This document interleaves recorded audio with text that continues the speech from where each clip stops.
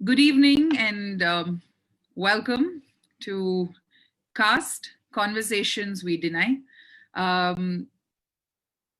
இந்த உரையாடல் வந்து பைலிங்குவலா இருக்கும், தமிழ் அண்ட் இங்கிலீஷ். இதோடைய நோக்கம் வந்து எவ்வளோ பேரை ரீச் பண்ண முடியுமோ அவ்வளோ பேரை ரீச் பண்ணணும் அப்படிங்கிறது தான். இதோட ஃபார்மேட்டை முதல்ல சொல்லிடுறேன், அதுக்கப்புறம் we can start. Corona COVID-19 தொடங்குனதுல இருந்து ஜூம் மாதிரியான டூல்ஸ் வந்து நம்ம எல்லாருக்கும் ஒரு ஸ்டேபிள் ஆயிடுச்சு. எஸ்பெஷலி ப்ரிவிலேஜ் கிளாஸஸ்ல இருக்கிறவங்களுக்கு ஆஃபீஸ் போகணுங்கிற கட்டாயம்லாம் முடிஞ்சிருச்சு. இனிமே எங்கேயுமே போக தேவையில்ல, வீட்லயே உட்காந்துட்டு ஜூம்லயே வேலை பார்க்கலாம் அப்படிங்கிற ஒரு நிலைமைக்கு வந்துட்டோம் போல இருக்கு. But this platform offers us tremendous capacity to reach out to more and more people.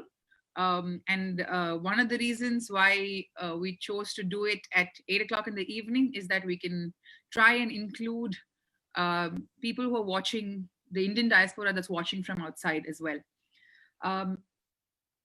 The format would be that I will place my opening remarks and a short introduction to my friend Kadir. And after that, Avarum Nanum will have a discussion. And then after the discussion, we are going to throw open for a public interaction. The interaction வந்து நீங்க உங்களுடைய comments boxல உங்களுடைய கேள்விகளை, நீங்க கதிர் கிட்ட கேட்கணும்னு நினைக்கிற கேள்விகளை நீங்க டைப் அவுட் பண்ணலாம். ஃபேஸ்புக் இப்ப நீங்க பார்த்துட்டு இருக்கிற லைவ்ல பார்த்துட்டு இருக்கிற காமெண்ட் செக்ஷன் கீழே போடலாம். அப்படி இல்லைன்னா if you're following us on Instagram, இன்ஸ்டாகிராம்ல மெசேஜஸ் அனுப்பலாம். அப்படி இல்லைன்னா you can email it to us. இந்த உரையாடலுடைய for the idea behind this was seeded and it's presented by Young People for Politics and Kani Nilam Ek Potli Retki. ரெண்டு collectives, நான் ரெண்டுத்திலயும் I'm a part of it. And I'm Radhika Ganesh. I am a social, cultural, political activist, and I'm greatly pleased to be able to bring this to all of you today. Jai Bhim, Zindabad, and Vanakkam. Cast Conversations That We Deny. அப்படின்னு பேரு வைக்கணும் அப்படின்னு தோணுனதுக்கான காரணமே கடந்த 10 நாட்களா நடந்துட்டு இருக்கிற பல விஷயங்கள். ஒரு கொடூரமான ஒரு விஷயம் ஒரு இடத்துல நடந்த உடனே அதோட ரிப்பிள் எஃபெக்ட் மாதிரி எல்லா ஊர்கள்லயும் எல்லா மொழிகள் பேசக்கூடியவங்களும் இதை எடுத்து it's become a global phenomenon. And அதோடைய வெளிப்பாடுதான் #Black Lives Matter. George Floyd அப்படிங்கிற ஒருத்தரை போலீஸ் புரூட்டாலிட்டினால படுகொலை செய்யறாங்க. He was murdered in broad daylight in the United States. And அமெரிக்கால மட்டும் இல்லாம உலகம் முழுவதும் people who belong to the Black community as well as people who think of themselves as allies or friends or even believers in equality have risen. உடனடியா வந்து ஒரு பெரிய protest ஒன்னு வெடிக்குது. COVID-19 எஃபெக்ட கூட பொருட்படுத்தாம அவங்களுடைய வாழ்க்கைக்கும் அவங்களுடைய வெல்பீயிங்கும் எந்த விதமான இதுவும் பொருட்டும் இல்லாம ஆயிரக்கணக்கான மக்கள் திரண்டு வந்து on the streets they are fighting every day. And I think the life of George Floyd has not been in vain because he has woken something very primal in all of us. ஆனா இந்த all of usன்னு சொல்றதுல ஒரு பெரிய பிரச்சனை எனக்கு தோணுச்சு. எங்கேயோ ஒருத்தர் இறந்துட்டாரு அப்படின்னு உடனே இங்க நம்மள ஏன் ஒரு ரியாக்ஷன் வருது? How are we responding? அத பத்தி யோசிச்சேன். அப்புறம் தோணுச்சு, சரி அங்க மட்டும்தான் வன்கொடுமைகள் நடக்குதா? இங்க நம்ம இந்தியாவிலயும் நம்ம இந்திய மண்ணிலையும் நம்ம தமிழ்நாட்டிலையும் நம்ம மக்களுக்கு நடக்கலையா? நம்ம மக்கள்னா யாரு, நம்ம யாரு? இந்த மாதிரி ஒரு பல்வேறு கேள்விகள். அண்ட் திடீர்னு இன்டர்நெட்டை திறந்த உடனே இங்க இந்தியாவில ரொம்ப கொடூரமான விஷயங்கள் நடக்கும்போது கூட மௌனமா இருக்கிற எல்லாரும் திடீர்னு வோக் பொலிட்டிக்கல் வாய்ஸஸா மாறிட்டாங்க. செலிபிரிட்டிஸ்ல இருந்து ஆரம்பிச்சு ஈவன் ப்ரோக்ரெசிவ் பீப்புள் வீட்டுக்குள்ள பேசிக்குவோம் ஆனா வெளியே பேச மாட்டோம், வீட்டுக்குள்ள கூட சில பேர் பேச மாட்டோம், அப்படிலாம் இருக்கிறவங்க திடீர்னு பிளாக் லைவ்ஸ் மேட்டர்ங்கிறாங்க, திடீர்னு we need to look for equality, we are all humans. அதை தொடர்ந்து ஒரு 2 நாள் கழிச்சு கேரளாவுல ஒரு கொடுமையான ஒரு விஷயம் ஒரு யானைக்கு நடக்குது.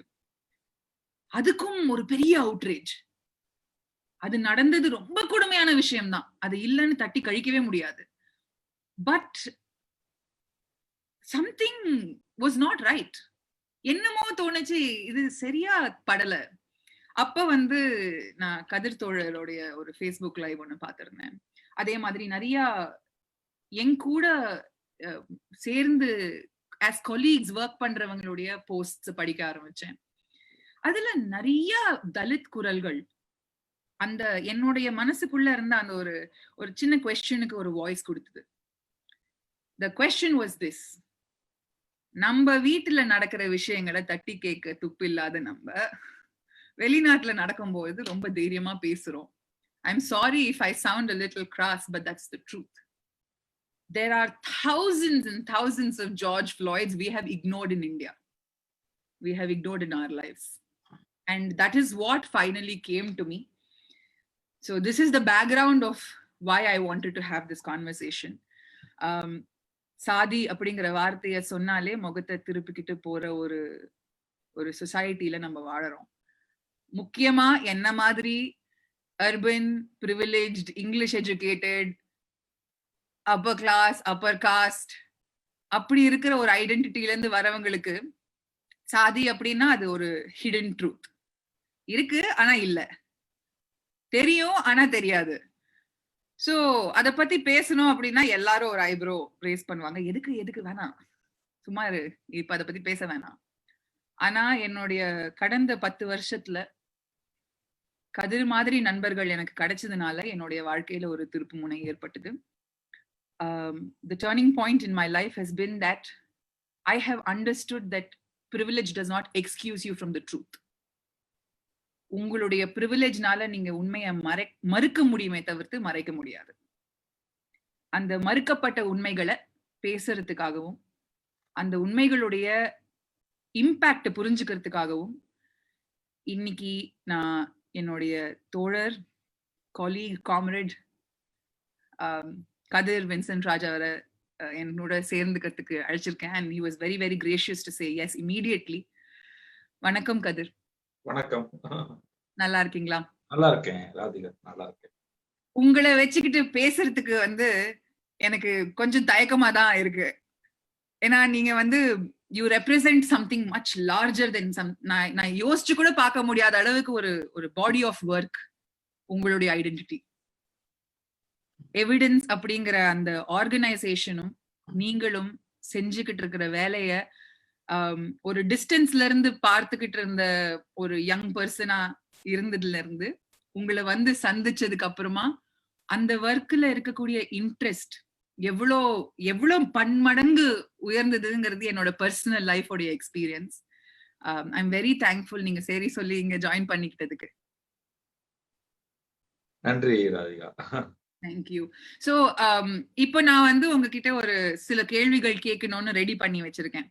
அதுக்கு முன்னாடி என்னுடைய முதல் ஐ வாண்ட் யுவர் ரியாக்ஷன். இப்ப நடந்துகிட்டு இருக்கிற உலகத்துல நடந்துட்டு இருக்கிற விஷயங்கள், எஸ்பெஷலி ரேஸ் அப்படிங்கிற ஒரு நம்ம இனத்தை சார்ந்த அந்த இஷ்யூஸ் எழும்பி வந்துட்டு இருக்கு. உங்களுடைய பேசிக் அப்சர்வேஷன்ஸ் என்ன? இல்ல, இந்த உலக அளவுல ஜார்ஜ் ஃபிளாய்டுக்கு நீதி கேட்டு இன்றைக்கு உலகமே ஒத்த குரல்ல நிக்கிறது வந்து ஒரு மனநிறைவை தருகிறது. மார்ட்டின் லூதர் கிங் ஜூனியர் சொல்லுவாரு, எது அமைதியான நாடு அப்படின்னா, ஒரு நாட்டுல கலவரம் நடக்கலாம், பலிகள் கூட நடக்கலாம், ரத்த ஆறு கூட ஓடலாம், ஆனால் அந்த நாட்டில் நீதி இருக்க வேண்டும், ஜஸ்டிஸ் இருக்கணும். ஜஸ்டிஸ் உள்ள நாடுதான் வந்து ஒரு அமைதியான நாடு அப்படின்னுவாரு. ஜஸ்டிஸ் இல்லாம ஒரு நாடு அமைதியா இருக்கு அப்படின்னா அது வந்து ஒரு பிணவரை அமைதின்னு அர்த்தம். ஒரு பிணவரையில ஒரு சைலன்ஸ் இருக்கும் பாருங்க. அது சைலன்ஸ் நம்ம சொல்ல முடியாது, பீஸ்ன்னு சொல்ல முடியாது. அந்த பிணவரை அமைதிக்கு பின்னாடி வந்து ரத்தம் இருக்கும், கொலை இருக்கும், பாலியல் பலாத்காரம் இருக்கும். துப்பாக்கி முனையில கூட அந்த விதமான ஒரு ஒரு அமைதியை கொண்டு வந்துட முடியும். சோ ஜார்ஜ் ஃபிளாய்டு உடைய அந்த நீதி கேட்டு இன்னைக்கு போராடுவது என்பது உளமாற வந்து அது மகிழ்ச்சியை வந்து தருது, ஒரு நிறைவை தருது. இந்த மாதிரி சம்பவம் நடக்கக்கூடாது அப்படின்றதுக்காக நீதிக்கான குரல் வந்து பன்மடங்கு உயர்ந்திருக்கிறது. அது எல்லாமே நான் வரவேற்கிறேன். நீங்க சொன்னது போன்று என்ன அப்படின்னா, இங்க காஸ்ட் வயலன்ஸ் இந்த கொரோனா பீரியட்ல தமிழ்நாட்டிலேயே இதுவரை 60 ஒரு பெரிய இன்சிடென்ட், அதாவது சின்ன சின்ன இன்சிடென்ட் நான் சொல்லவில்லை, ஒரு புருட்டல் அட்டாக், புருட்டல் மர்டர், போலீஸ் எக்ஸஸ், இது மாதிரி நிறைய ஹானர் கில்லிங் மட்டும் 4 நடந்திருக்கு இந்த தமிழ்நாட்டுல. ஏன் இந்த மாதிரியான ஒரு ஒரு கொடூர அட்ராசிட்டிஸ்க்கு சிவில் சொசைட்டில இருந்து ஏன் பெருசா குரல் வந்து எழுப்பப்படலைன்றது இன்னைக்கு மிகப்பெரிய ஒரு கேள்வியா இருக்கு. இந்த சைலன்ஸ் வந்து எப்படி பிரேக் பண்றதுன்றது எனக்கு இதா இருக்கு. 1. 2, இங்கிருந்து அமெரிக்காவுக்கு நம்முடைய கண்ணு தெரியுது, பக்கத்துல இருக்கக்கூடிய நம்ம தமிழ்நாட்டுக்கு நம்ம மனசு கூட அங்க போகல. அதுதான் இங்க பிரச்சனையாக இருக்கு. 2வது வந்து இந்த மாதிரி செலக்டிவா எடுத்து ஒரு ஜஸ்டிஸ்க்காக குரல் கொடுப்பது என்பது என்ன அப்படின்னா, அவருங்க ஏதோ உளவியல்ல பிரச்சனையா இருக்கு. ஒரு நான் பேர் சொல்ல விரும்பல, ஒரு ஆக்டிவிஸ்ட் வந்து ஜார்ஜ் ஃபிளாய்டு அது செய்யணும் இது செய்யணும்னு ஒரு வாட்ஸ்அப்ல பரப்பிட்டு இருந்தார். ஒரு தடவை கூட ஒரு காஸ்ட பத்தி பேசவே இல்லை. அதுதான் வருத்தமா இருந்தது. எனக்கு அது அது அதுல நான் அதுக்கு நான் குறை சொல்ல விரும்பல, அது குறை சொல்ல விரும்பல. என்ன அப்படின்னா, இன பாகுபாடும் சாதிய பாகுபாடும் ஒரு அளவு வந்து ஒண்ணுதான். இன்னும் சொல்ல போனா இன பாகுபாடோட சாதிய பாகுபாடுக்கு தான் உளவியல் ரீதியான சிக்கல்கள் அதிகமாக இருக்கு. ஒபாமா போயிட்டு ஐ எம் ஏ பிளாக் அப்படின்னு சொல்லணும்னு அவசியம் இல்லை. அவர் கலர் வந்து டிரான்ஸ்பரண்டா தெரியும் எல்லாருக்கும். சோ அவருக்கு வந்து அந்த சைக்காலஜி இஷ்யூஸ் கிடையாது. இந்த பிளாக் கலர் அந்த ஃபீச்சர்ஸ் எல்லாம் பார்த்தாலாம் ஒண்ணு சேர்ந்துட முடியும். ஆனா கதிர் சொல்ல வேண்டியது இருக்கு, ஐ எம் ஏ தலித்னு சொல்ல வேண்டியிருக்கு. இங்க பிரச்சனை எல்லாரும் வெளிநாடுகள் எல்லாம் கேட்கறாங்கல்ல, எப்படி இந்தியாவில வந்து தலித்னு எப்படி கண்டுபிடிக்கிறாங்க? தலிதாக இருக்கிறவங்களுக்குலாம் மூக்கெல்லாம் பெருசா இருக்குமா, உதடுலாம் பெருசா இருக்குமா, முடியெல்லாம் குட்டி குட்டி, அவன் ஒரு கற்பனையில தான் கேட்கிறான். இல்ல எல்லாரும் மாதிரிதான் இருக்கிறாங்க. அப்ப ஒரு மித்து வந்து ஒரு காஸ்ட்ன்ற மித்து வச்சுக்கிட்டு இருக்கிறாங்க. நீங்க ரேஷியல் டிஸ்கிரிமினேஷனோ இல்ல காஸ்ட் டிஸ்கிரிமினேஷனோ எந்த இதா இருந்தாலும் பாத்துக்கிட்டீங்கன்னா, அந்தந்த நாடுகள்ல ஆஸ்திரேலியால அபார்ஜின் இருப்பாங்க, நிறைய நாடுகள்ல இருக்கு. ஆப்ரோ அமெரிக்கன் ப்ராப்ளம் இருக்கு, ஜிப்சி ப்ராப்ளம் இருக்கு, யூரோப்ல நமக்கு எல்லாம் கேள்விப்பட்டிருப்பது ஹங்கேரி பல்கேரியால இருந்து வந்தவங்க. இந்த மாதிரி நிறைய இஷ்யூஸ் வந்து போயிட்டு இருக்கு. நான் வந்து இந்த மாதிரி ஒவ்வொரு நாடுகளிலும் இன ரீதியாக இப்படியாப்பட்ட ஒரு குழு இருக்கிறாங்க. அது இண்டிஜினஸ் கம்யூனிட்டி கூட இருக்கலாம். 2 விதமான அட்ராசிட்டிஸ் ஒண்ணு இருக்கும். ஒண்ணு அந்த டாமினன்ட் குரூப், இங்க எப்படி டாமினன்ட் காஸ்ட் வந்து அவங்க மேல வன்முறை செலுத்துறாங்க, அது ஒரு சைடும்.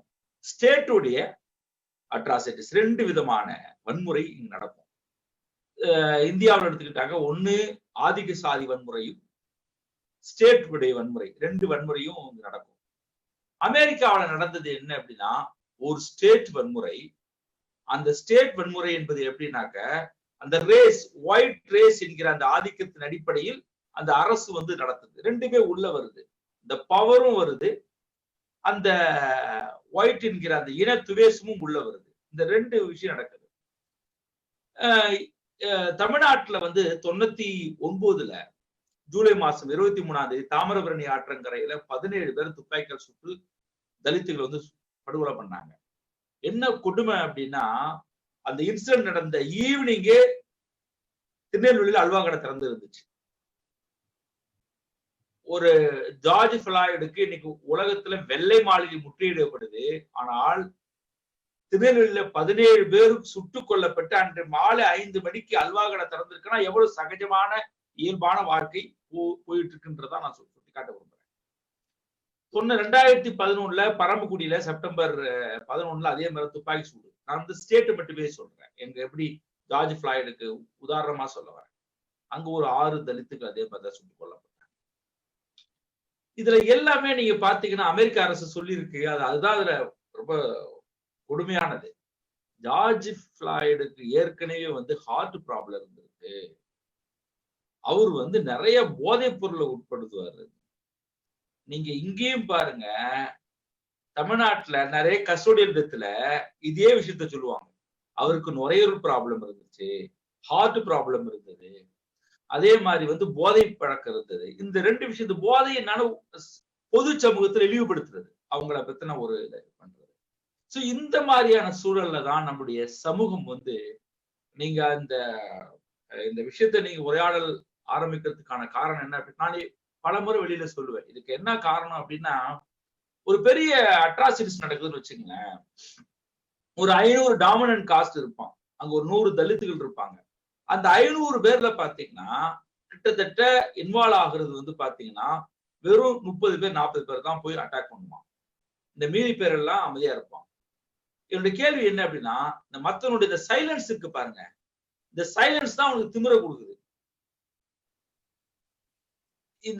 இந்த சைலன்ஸ் எப்படி பிரேக் பண்றதுன்றதான் இன்னைக்கு மிகப்பெரிய ஒரு கேள்வியா இருக்கு நம்ம முன்னாடி, இந்த ஜாதி குறித்து உரையாடல்ல. சோ அதனாலதான் எனக்கு அந்த இஷ்யூல அவங்க குரல் கொடுக்கும் போது அது ரொம்ப ஒரு சொகுசா இருக்கு. நான் ஜார்ஜ் ஃபிளாய்டு குரல் கொடுத்துட்டேன், அவர் என்னமோ இவர் பக்கத்துல இருந்து பார்த்த மாதிரியும், அதுக்கு நான் அதை குறை சொல்ல விரும்பல. நான் பிளாக் இஷ்யூ தலித் இஷ்யூ நான் ஒன்னாதான் பாக்குறேன். 2 பேருக்கும் நிறைய ஒற்றுமைகள் இருக்கு. 2 பேருடைய பிரச்சனையும் வேற வேற விதமா இருக்கு. ஏன்னா அந்த இன பாகுபாடுக்கான டெபினிஷன்ல சொல்லுவாங்க, பிறப்பு மற்றும் வம்சாவளி மற்றும் தொழிலின் அடிப்படையில் உள்ள பாகுபாடு தான் இன பாகுபாடுன்னு. அது தலித்துகளுக்கும் பொருந்தும், பிளாக்குக்கும் பொருந்தும். ஆக்சுவலி நான் நீங்க இப்போ ஆல்ரெடி ஒரு பிரிமைஸ் நீங்க செட் பண்ணிட்டீங்க. நான் கேட்கணும்னு நினைச்சிருந்த பல்வேறு கேள்விகளுக்கு ஒரு நேச்சுரலான ஒரு பிரிமைஸ் நீங்க பேசுறதுல இருந்து செட் ஆகுறது எனக்கு நல்லா உணர முடியுது. Just to sort of summarize what Kadir has put forth so far, there is absolutely nothing wrong in the outrage that we are showcasing for the brutal murder of George Floyd. But what is sort of disappointing and appalling is that it is selective outrage. We as a community, as Indians, have decided to raise our voice for a George Floyd who is 7 seas away from us. But as Kadir rightly pointed out, when 17 Dalits were shot dead or murdered in Thoothukudi, Tirunelveli, I'm sorry, immediately halwa shops were open. He says, when the White House can be blockaded, when the most powerful country can come to a standstill because a black life was lost, why don't we even as much as flinch a muscle when Dalit lives are lost in India? And it continues into the sort of drawing of parallels between caste and race. I think that is a very important point that Toral Kadir is making today. Nariya Dalit voices race அப்படிங்கிற அந்த பாகுபாடையும் காஸ்ட்ங்கிற பாகுபாடையும் ஓரளவுக்கு parallel படுத்தி பார்க்கிற ஒரு பக்குவம் தலித் மக்களுக்கும் தலித் பாலிடிக்ஸ்லயும் இருக்கு. ஏன்னா there is a lot of similarities in the way the oppression functions, not necessarily because கதிர் உங்ககிட்ட கேட்கணும்னு நினைச்சேன். நீங்க சொன்ன மாதிரி ரேஸ் அப்படிங்கிற ஒரு oppressive செக்மெண்ட்டுக்கு பல்வேறு ஐடென்டிபிகேஷன் குறிகள் இருக்கு, அடையாள குறிகள் இருக்கு, அவங்களுடைய நிறம், அவங்களுடைய facial features. So when we are racist, it is a very physical thing. But when you are casteist, as you rightly pointed out, it is an imbibed quality. அது ஒரு இன்றைய காலகட்டத்துல ஒரு தலித் ரோட்ல நடந்து போனா டக்குன்னு அவரை பார்த்த உடனே unless and until very specifically நம்மளுக்கு சில விஷயங்கள் தெரியும் அப்படின்னா நம்ம கண்டுபிடிக்க முடியும். ஆனா it is not a racial feature, it is not a biological physiological feature. காஸ்ட்ங்கிறது ஒரு constructed ஒரு social construction. So இந்த ஸ்பேஸ்ல நிறைய ப்ராக்ரெசிவ் பீப்புளா இருக்கட்டும், இல்ல ஜெனரல் என்ன மாதிரி ஒரு ப்ரிவிலேஜ் கிளாஸ்ல இருந்து வரவங்களா இருக்கட்டும், சொல்லக்கூடிய ஒரு விஷயம், I can fight race because I can see it. I cannot fight caste because it is invisible. Caste is invisible. அது வந்து அந்த அந்த ஸ்டேட்மெண்ட்ல காஸ்ட் வந்து கண்ணுக்கு தெரியாது, ஒரு காஸ்ட் வந்து இன்விசிபிள் சொசைட்டில அப்படிங்கிற ஸ்டேட்மெண்ட்ல ஏதாவது உண்மை இருக்கா? அதை நம்ம எப்படி டேக்கிள் பண்ணலாம்? கொரோனா கொடுத்தா கண்ணுக்கு தெரியாது அது வைரஸ். Very well set. நீங்க எதெல்லாம் கண்ணுக்கு தெரியாதோ அது எல்லாமே பவர்ஃபுல்லா இருக்கும். கடவுள்ன்றது கண்ணுக்கு தெரியாது, பட் இன்னைக்கு அது பவர்ஃபுல்லா இருக்கு. சாதின்றது கண்ணுக்கு தெரியாது, இன்னைக்கு அது ரொம்ப இன்னைக்கு பவர்ஃபுல்லா இருக்கு.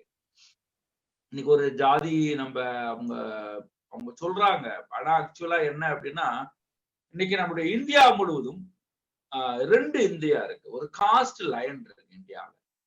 ஒரு காஸ்ட் லைன் தான் இந்தியாவை வந்து தீர்மானிக்குது. ஜாதியத்திற்கு உள்ளே, ஜாதியத்திற்கு வெளியே அப்படின்றதுதான் அந்த காஸ்ட் லைன். இந்தியாவுல எங்க எந்த கிராமங்களுக்கு போங்க 2 குடியிருப்பு இருக்கும். தலித் குடியிருப்பு தனியா இருக்கும், நான் தலித் குடியிருப்பு தனியா இருக்கும். டெம்பிள்லயே கிட்டத்தட்ட 40 வகையான பாகுபாடு இருக்கு. தீட்சிட்டு எடுக்க முடியாது, பால் கூட எடுக்க முடியாது, முளைப்பாரி வைக்க முடியாது, சன்னிதானத்துக்கு வர முடியாது, வடம்பிடிக்க முடியாது. இது மாதிரி நிறைய இஷ்யூஸ்லாம் இருக்கு. கிட்டத்தட்ட 400 வகையான பாகுபாடுகள் தமிழ்நாட்டுல மட்டுமே நான் சொல்ற தீண்டாமை வகைகள் இருக்கு. சரி, புதைக்கிற பிணத்தை கூட நம்ம என்ன பண்றோம்? ஜாதி வாரியா தான் இன்னைக்கு புதைக்கிறோம். பூமியினுடைய மேற்பரப்புல மட்டும் காஸ்ட் இல்லை, பூமியினுடைய கீழ்பரப்புலையும் காஸ்ட் இருக்கு. அங்க எடுத்து பார்த்தீங்கன்னா அது வந்து தேவர் எலும்பு கூடும், உடையார் எலும்பு கூடும், பறையர் எலும்பு கூடும் அப்படின்னு இப்படிதான் வந்து நம்ம சிஸ்டம் இருக்கு. இது வந்து சிட்டில ஏன் வரல, ஏன் தெரியல அப்படின்னா, சிட்டில வந்து அதுக்கான நேரம் இல்லை. எல்லாரும் வந்து ஒன்னா கூடுறாங்க வெவ்வேறு கிராமத்துல இருந்து வந்து. ஆனா அவன் கல்யாணம்னு வருகிற போது பாத்தீங்கன்னா அங்க நிப்பான், அவனுக்குள்ள வரும்.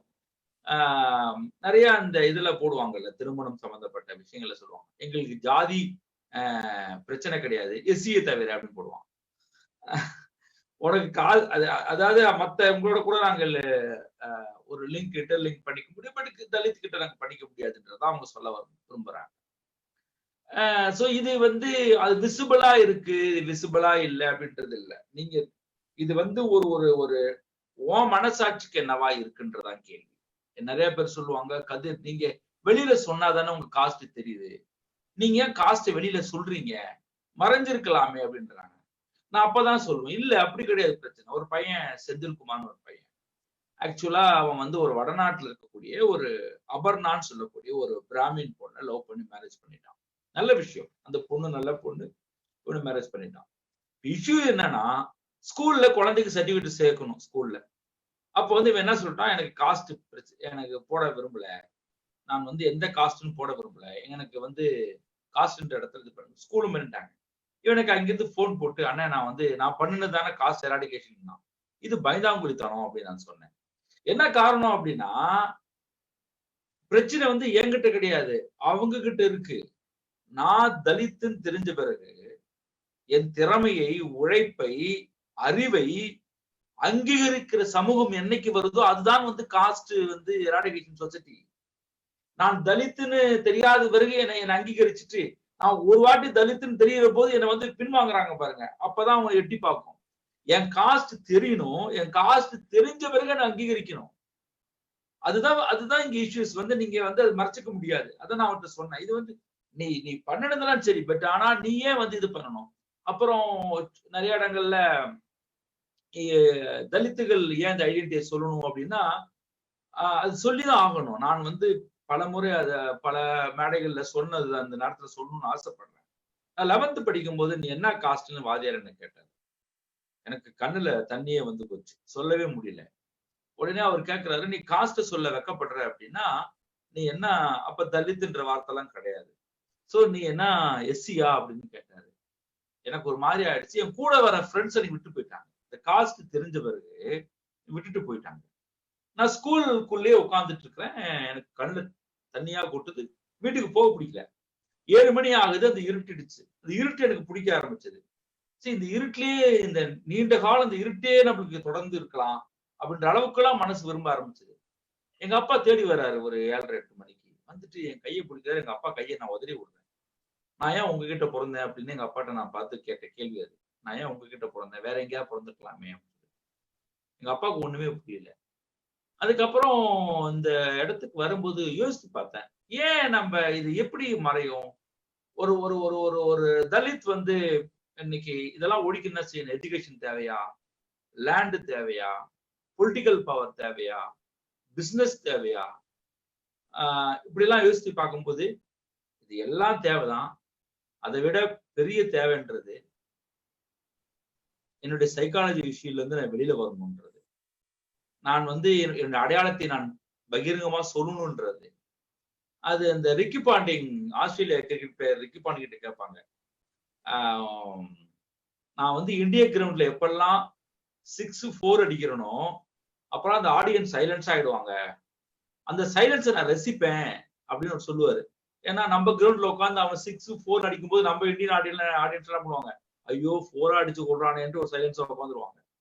அதே மாதிரி இப்ப எவனாவது என்னை பார்த்து நீ என்ன காசுன்னு கேட்டா நான் தலித்துன்னு சொல்லிட்டு அவன் கண்ணை பார்ப்பேன். அவன் கண்ணுல ஒரு சைலன்ஸ் தெரியும். அதை நான் ரசிக்க ஆரம்பிச்சேன். அவனுக்கு பயம் வந்துரும். என்னடா இது, அவன் விரும்புறது என்னடா நான் சொல்லக்கூடாதுன்னு நினைக்கிறான். இங்க என்ன நடக்கணும்? இந்த காஸ்ட் டாமினன்ட் குரூப் தன்னுடைய ஜாதி சொல்ல வைக்கப்படணும். 2 விஷயம் நடக்கணும். தலித் தன்னுடைய ஐடென்டிட்டி சொல்ல பெருமைப்படணும். டாமினன்ட் குரூப் தன்னை சொல்ற வைக்கப்படணும். இங்க உல்டாவா நடக்குது. இதுல என்ன பெருமைனா ஆண்ட சாதின்னு வேற சொல்லுவான். இவ்வளவு பெரிய மீச வச்சுக்குவான். இந்த தென் மாவட்டங்கள்லாம் எங்க மதுரை சைடுல பாத்தீங்கன்னா படிக்க மாட்டான், விமனை ரெஸ்பெக்ட் பண்ண மாட்டான், வேலை வெட்டிக்கு போக மாட்டான், இன்னும் சொல்ல போனா கூலி வேலைக்கு போவான். அவனுக்கு ஒரு மித்து நம்ம தான் ஆண்ட சாதி ஆண்ட சாதி ஆண்ட சாதி. நான் நிறைய கேப்பட்டே இந்த மீச நிறைய பேர் இருக்கிறாங்கன்னு தோணுது. சொல்ல தெரியல, எனக்கு கடுமையான வார்த்தையா பயன்படுத்துவோம்னு பயப்படுறேன். அந்த மீச முடி இருக்குல்ல, அதுல 2 கிராம் இருக்குமா? அது எதுக்கு இவ்வளவு பெருசு வளைச்சுக்கிட்டு தலைக்காணி வச்சு தூங்குறவனு இருக்கிறான் நாட்டில். இது எல்லாமே இந்த கற்பிதங்கள். இது இந்த காஸ்ட் என்ற விஷயத்துக்குள்ள பேட்டரி ஆக்கி நான் முடிச்சுதான் பாக்குறேன். அதே மாதிரி இது ஏன் இப்ப நீங்க எனக்கு ஒரு உதாரணம் சொன்னீங்கல்ல, இது மாதிரி இந்தியாவில கண்டுபிடிக்க கஷ்டம். உண்மையாலுமே நீங்க சொல்றது சரிதான் ராதிகா. ஒரு பெரிய 2 காஸ்ட் கலவரம் நடந்த ஊருக்கு நான் போறேன்.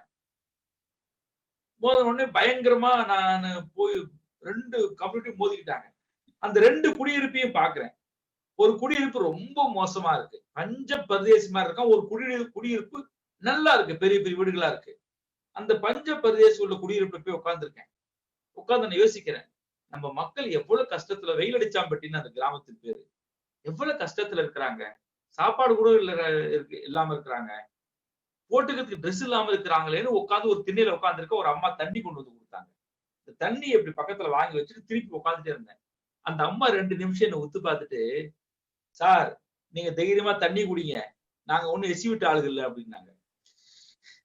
அதாவது நான் இது தலித் குடியிருப்புன்னு நினைச்சிட்டு போய் உட்கார்ந்தேன். அது பார்த்தா அது நான் தலித் குடியிருப்பு. தலித் குடியிருப்பு செட்டில்மெண்ட் நல்லா பெரிய வசதியா இருக்கு அந்த ஊர்ல. இதுதான் மித்துன்றது. இது மோசமா இருக்குமோ இந்த இடத்துல கிளாஸ் பாக்க. அப்ப நினைச்சிட்டேன், உனக்கு சாப்பிடுறது திங்கிறதுக்கு சோறு இல்லாட்டாலும், போட்டுக்கிறதுக்கு ட்ரெஸ் இல்லாட்டாலும், தங்குறதுக்கு வீடு இல்லாட்டாலும் சாதின்னு ஒண்ணு மனசுக்குள்ள இருக்கு. இதுதான் இது பண்ணுது. இது ஐ திங்க் இந்த சமயத்துல கதிர் மாதிரியும் நாளைக்கு வரப்போறிய ஒரு பவர் மாதிரியும் இருக்கிற நண்பர்கள் கிட்ட நான் கத்துக்கிட்டு ஃபீல்ட் ஒர்க் பண்ண ஆரம்பிக்கும் பொழுது எனக்கும் ஒரு அட்லீஸ்ட் எனக்கு லிவ்ட் எக்ஸ்பீரியன்ஸ் கிடையாது. நான் போறேன் ஃபீல்ட் ஒர்க் பண்ண.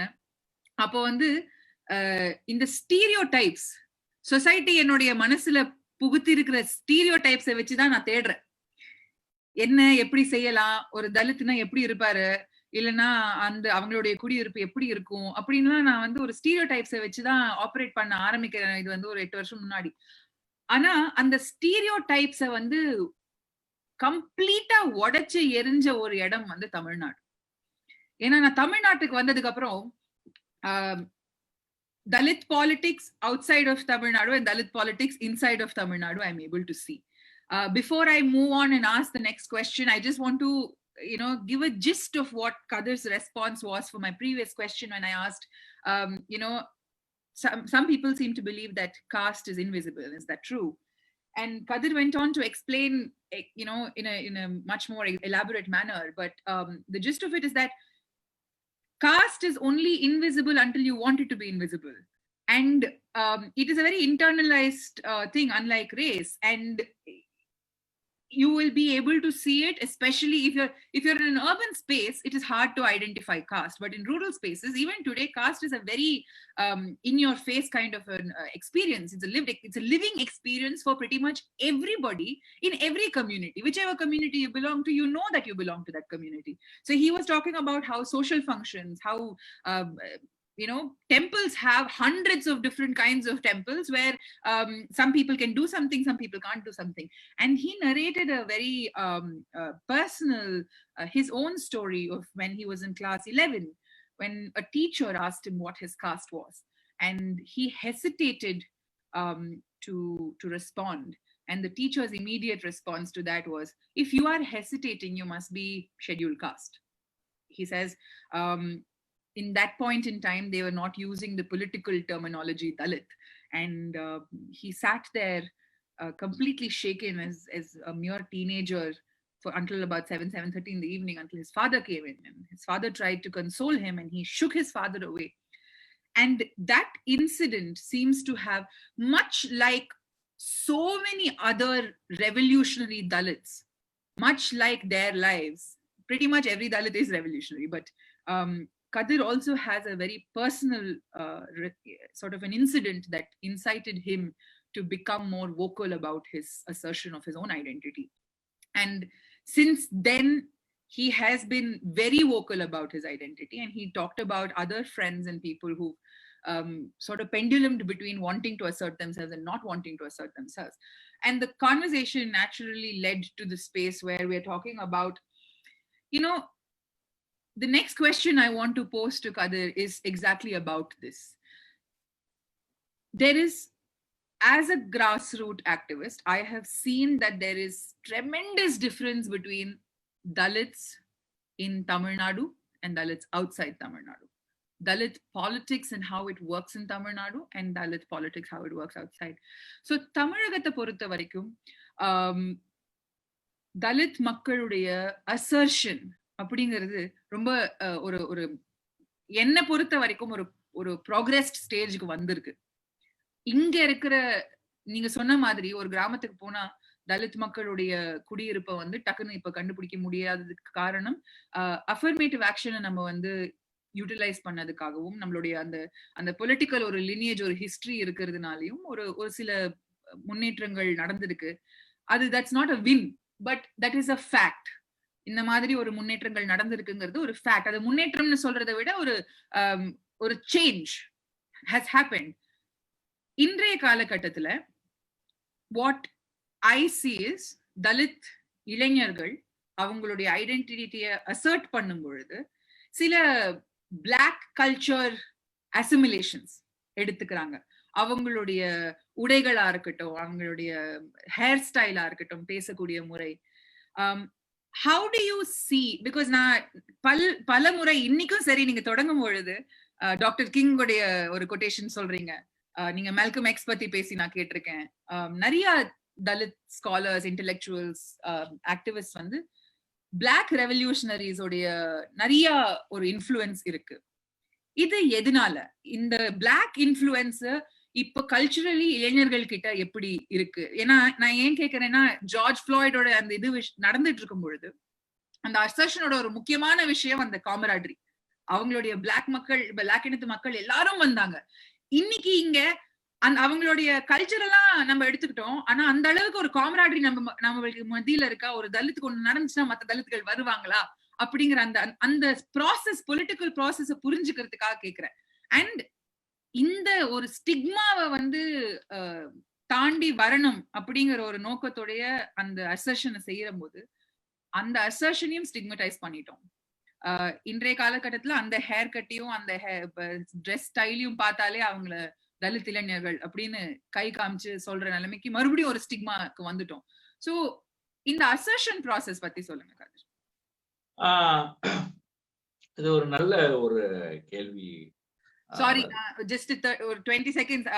Everybody has asked me to state the question in English also. I am asking Kadir about when Dalit youth utilize some elements of Black culture and assert themselves today. This was a process of destigmatizing their initial identities.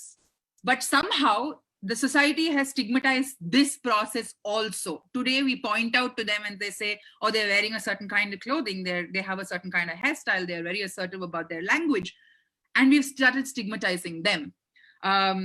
Just for reference point, கொஞ்ச நாளைக்கு முன்னாடி இந்த DO boys புள்ளைங்கோ அப்படிங்கிற வார்த்தைகள் எல்லாம் stigmatise பண்ணி எந்த ஒரு அசர்ஷன் ப்ராசஸையே ரிவர்ஸ் பண்ணிட்டாங்க.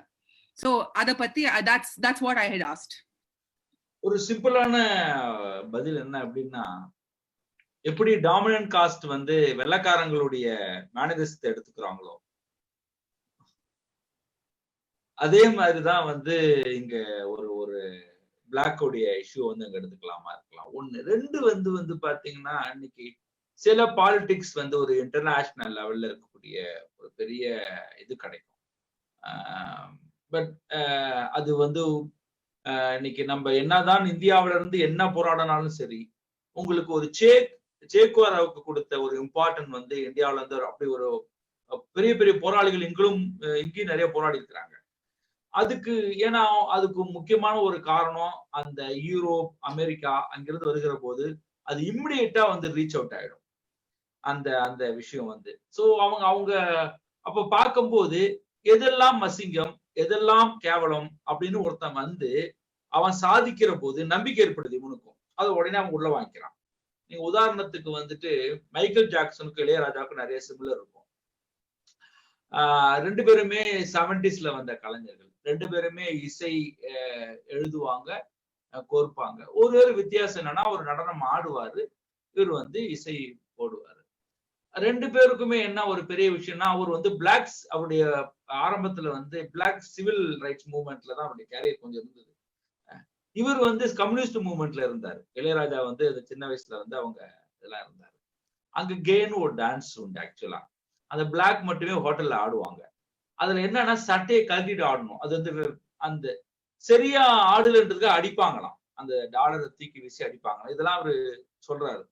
அதே மாதிரிதான் இளையராஜாவுடைய இந்த விஷயம் பார்க்கும்போது, தலித்துகள் வந்து சவ வீட்டுல போய் உட்கார்ந்து மேல அடிக்கும் போது சரியா மோல் அடிக்க மாட்டேன்னு சொல்லி அடிச்சதெல்லாம் இன்சிடென்ட் உண்டு. அந்த விஷயங்கள் இப்படி எல்லாம் இருந்தது. அப்ப அவர் ஃபர்ஸ்ட் ஒரு ஆல்பம் போடும்போது என்டையர் பிளாக் மக்கள் அழுதாங்க. ஒரு ஆனந்த கண்ணீர். எதெல்லாம் நீ வந்து இந்த நாட்டுல வந்து எங்களை புறக்கணிச்சியோ, எங்களுடைய என் கம்யூனிட்டில இருந்து வந்து ஒருத்தனுடைய அந்த நடனம் பாருங்க இன்னைக்கு ஆட்டி படிக்கிறது. அதே மாதிரிதான் இளையராஜாவுடைய அந்த மியூசிக் ஃபர்ஸ்ட் வருகிற போது அவர் ஒரு தலித்துன்னு அவர் உணர்கிற போது அந்த காலகட்டத்துல தலித் மக்கள் மத்தியில அவ்வளவு ஒரு சந்தோஷம். நீங்க எங்களை புறக்கணிக்கிறீங்க, ஆனா எங்க இசையால தாண்டா இந்த நாடே வந்து இன்னைக்கு என்னவா இருக்கு, அது ஃபாலோ பண்ணி போறீங்கன்ற அந்த பொலிட்டிக்கல். ரெண்டு பேருமே ஒரு தப்பு பண்ணாங்க. என்ன தப்பு பண்ணாங்க அப்படின்னா, அவர் வந்து இந்த கலர் தான் எனக்கு காரணம் அப்படின்னு நினைச்சிட்டு அவர் என்ன பண்ணாருன்னா, அவர் வந்து பிளாஸ்டிக் சர்ஜரி பண்ணாரு. இவர் வந்து என்ன பண்ணிட்டாருன்னா மணிமாலை போட ஆரம்பிச்சிட்டாரு. யாரு நம்பாலு. அது எதெல்லாம் இன்னைக்கு அந்த அப்பர் காஸ்ட் எது ஃபாலோ பண்ணுவாங்களோ அது இது ஃபாலோ பண்ணாரு. அவர் வந்து ஒயிட்டோடைய ரேஸ வந்து ரெண்டு பேருமே அந்த இடத்துல வந்து ரெண்டு பேருமே அது ஒரு பிழை, அது பிழைன்னு சொல்ல முடியாது. அது அவங்க சார்ந்த நம்பிக்கை கூட சொல்லிக்கலாம். அது கூட நம்ம போக விரும்பல. ஆனால் என்ன இதுல நம்ம சொல்ல வேண்டியது இருக்கு அப்படின்னா, ரெண்டு பேருமே ஒரு ஒரு ஒரு அவங்களுடைய அந்த வே வந்து நான் அதை பத்தி பேச வரல. ஆனால் அவங்க ஒரு பெரிய நம்பிக்கை கொடுத்தாங்க அந்த கம்யூனிட்டிக்கு. அந்த மாதிரி அந்த பிளாக்ல இருந்து வருகின்ற எல்லா விஷயமும் சரி, இன்னைக்கு நீங்க மால்கம் எக்ஸ் என்னென்னலாம் பண்ணாரோ அதை விட தலித் ஆக்டிவிஸ்ட் நிறைய பண்ணிருக்கிறாங்க. பட் அதுக்கு விசிபிள் கிடையாது. இப்ப மார்ட்டின் லூதர் கிங் என்னென்னலாம் பண்ணாரோ அந்த அளவுக்கு இங்கேயும் வந்து நிறைய தலித் ஆக்டிவிஸ்ட் அந்த வேலையை பண்ணிருக்கிறாங்க. ஆனால் என்ன இங்க ஒரு பெரிய விஷயம் என்னன்னா, நீங்க அவங்க கொல்லப்படும் போது அதுக்கு வெயிட்டேஜ் கூட வரும். எந்த ஒரு ஹிஸ்டரியில வந்து ஏன் வந்து சேக்குவாரா பத்தின நெகட்டிவ் இல்லைன்னா சின்ன வயசுலயே கொண்டுட்டாங்க. ஒருவேளை ரொம்ப நாள் இருந்திருந்தாங்கன்னா அந்த நெகட்டிவ் வந்து வெளியில வந்திருக்கும், நிறைய விஷயங்கள் வந்திருக்கும். அதே மாதிரி நீங்க இறந்து போனதெல்லாம் பாருங்க, அது மால்கம் எக்ஸா இருக்கட்டும், இல்ல மார்ட்டின் லூதர் கிங்கா இருக்கட்டும், எல்லாமே சின்ன வயசுல 40க்கு முன்னாடியே அவங்க இறந்து போனாங்க. இது ஒரு அந்த அந்த அந்த இன்னொரு விஷயம் வந்து இந்த ஆங்கிலம் இருக்கிற ஒரு விஷயம். அமெரிக்கான் போது அது ரொம்ப வந்து அது வெளியில இருக்கிறது ரீச் அவுட். அடுத்தது வந்து 200 வருஷமாவே பிளாக் இஷ்யூ வந்து இன்டர்நேஷனல் ஃபோரத்துல டிஸ்கஷன் பண்ணப்பட்டு வருது. இப்ப வந்து பண்ணப்படலாது. தலித் இஷ்யூ வந்து 2001 தான் முதல்ல இன்டர்நேஷனல் லெவல்ல பேசப்பட்டது. அதுக்கு உங்க ஸ்மிதா நருலான்னு ஒருத்தவங்க இருந்தாங்க. அவங்க புரோக்கன் பீப்புள்னு ஒரு ரிசர்ச் பண்ணாங்க. ஹியூமன் ரைட்ஸ் வாட்ச் நியூயார்க்ல. அதுக்கு பிறகு அப்பதான் 2001 தான் டர்பன் கான்ஃபரன்ஸ் வருது. அப்பதான் முதல்ல இதை டிஸ்கஸ் பண்ணப்படுது. யூஎன்ல அதுக்கு முன்னாடி 68லயும் 84லயும் 2 கான்ஃபரன்ஸ் நடந்துச்சு ரேஷியல் டிஸ்கிரிமினேஷன் சம்பந்தமா. அப்ப பிளாக் இஷ்யூ மட்டும் தான் பேசினாங்க 2 கான்ஃபரன்ஸ்லயும். 68 கான்ஃபரன்ஸ்லயும் சரி, 84 கான்ஃபரன்ஸ்லயும். 2001 கான்ஃபரன்ஸ்ல தான் வெவ்வேறு நாடுகள் இந்த மாதிரி இருக்காங்கன்னு சொல்லிட்டு இருந்தது. சோ இந்த இஷ்யூ வந்து ஒரு 200 ஆண்டு காலம் இருக்கிறதுனால அந்த பிளாக்னு வருகிற போது அதனுடைய இசையா இருக்கட்டும், நடனமா இருக்கட்டும், அவங்களுக்கான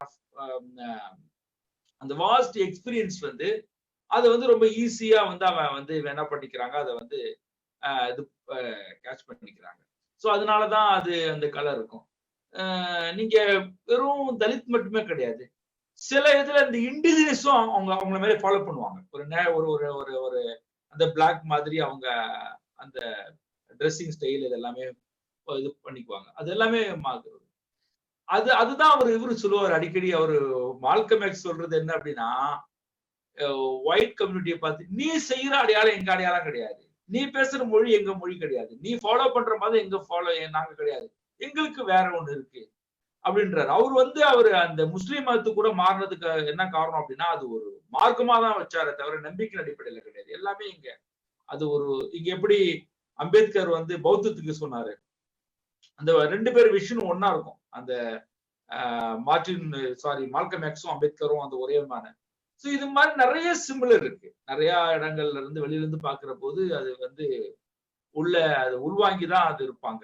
இந்த ட்ரெஸ்ஸிங் இருக்கட்டும். 2வது வந்து இன்னைக்கு நீங்க பாருங்க, இளையராஜா வந்து இந்த மியூசிக் பயன்படுத்தும் போது ஒரு ஹங்கேரி குரூப்பை கூட்டு வந்து அவர் மியூசிக் பண்றாரு.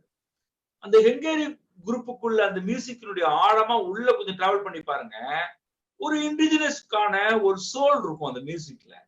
அந்த சோல் வந்து பாத்தீங்கன்னா நம்ம இடத்துல அது பொருந்துது. நம்ம கண்டுபிடிக்கல, அவ்வளவுதான்.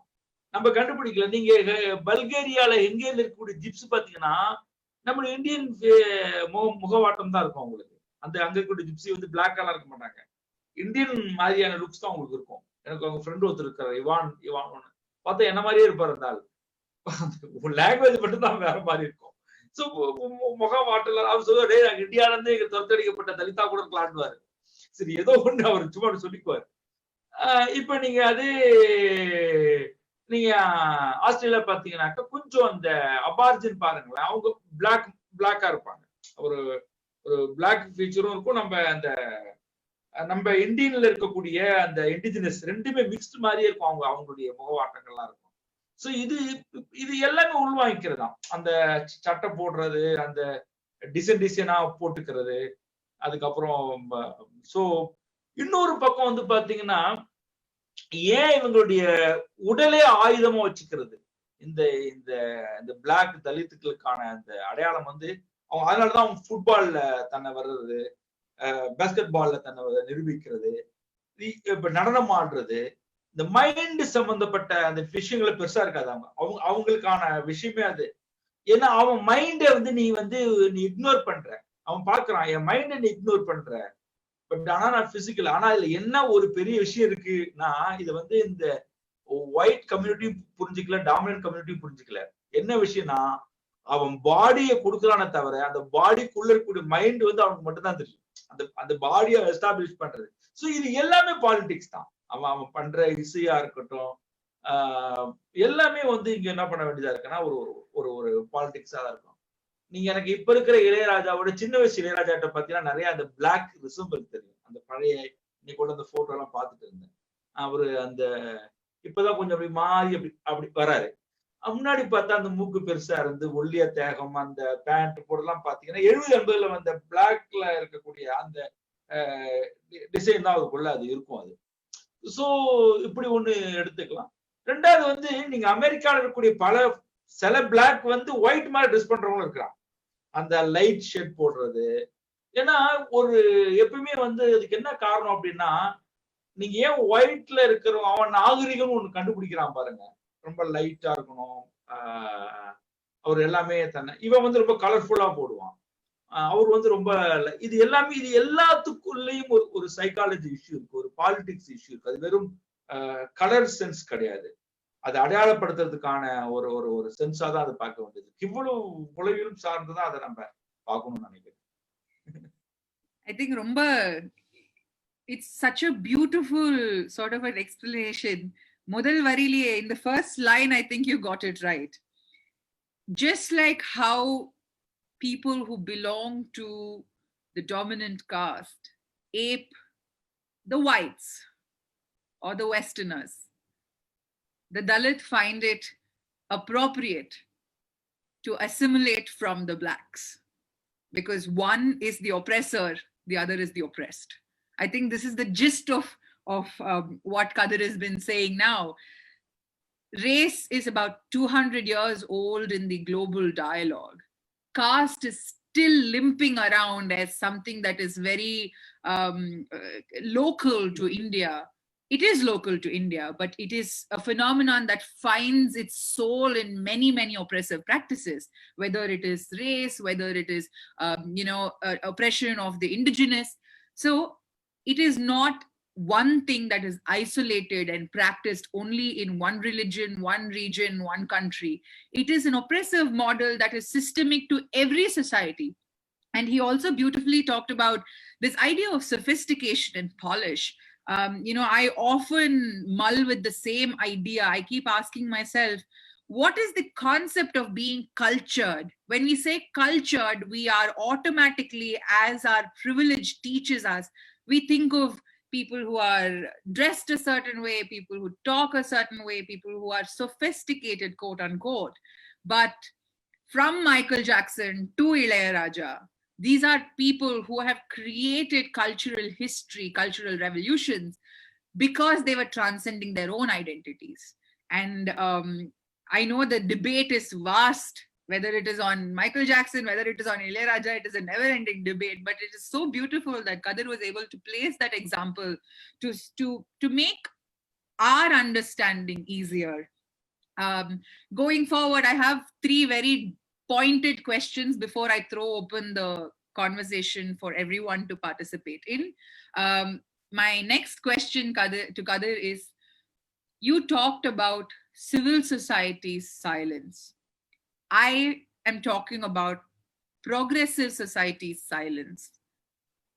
What is this silence? Why is it so? Because whether in other streams of activism, there is a sort of a cross. Environmental activism and labor rights activism will cross paths. They will all be together. But progressive people who support a certain ideology and progressive people who support a similar ideology will cross paths. But when it comes to caste, nobody is crossing paths with anybody except for Dalits and Adivasis.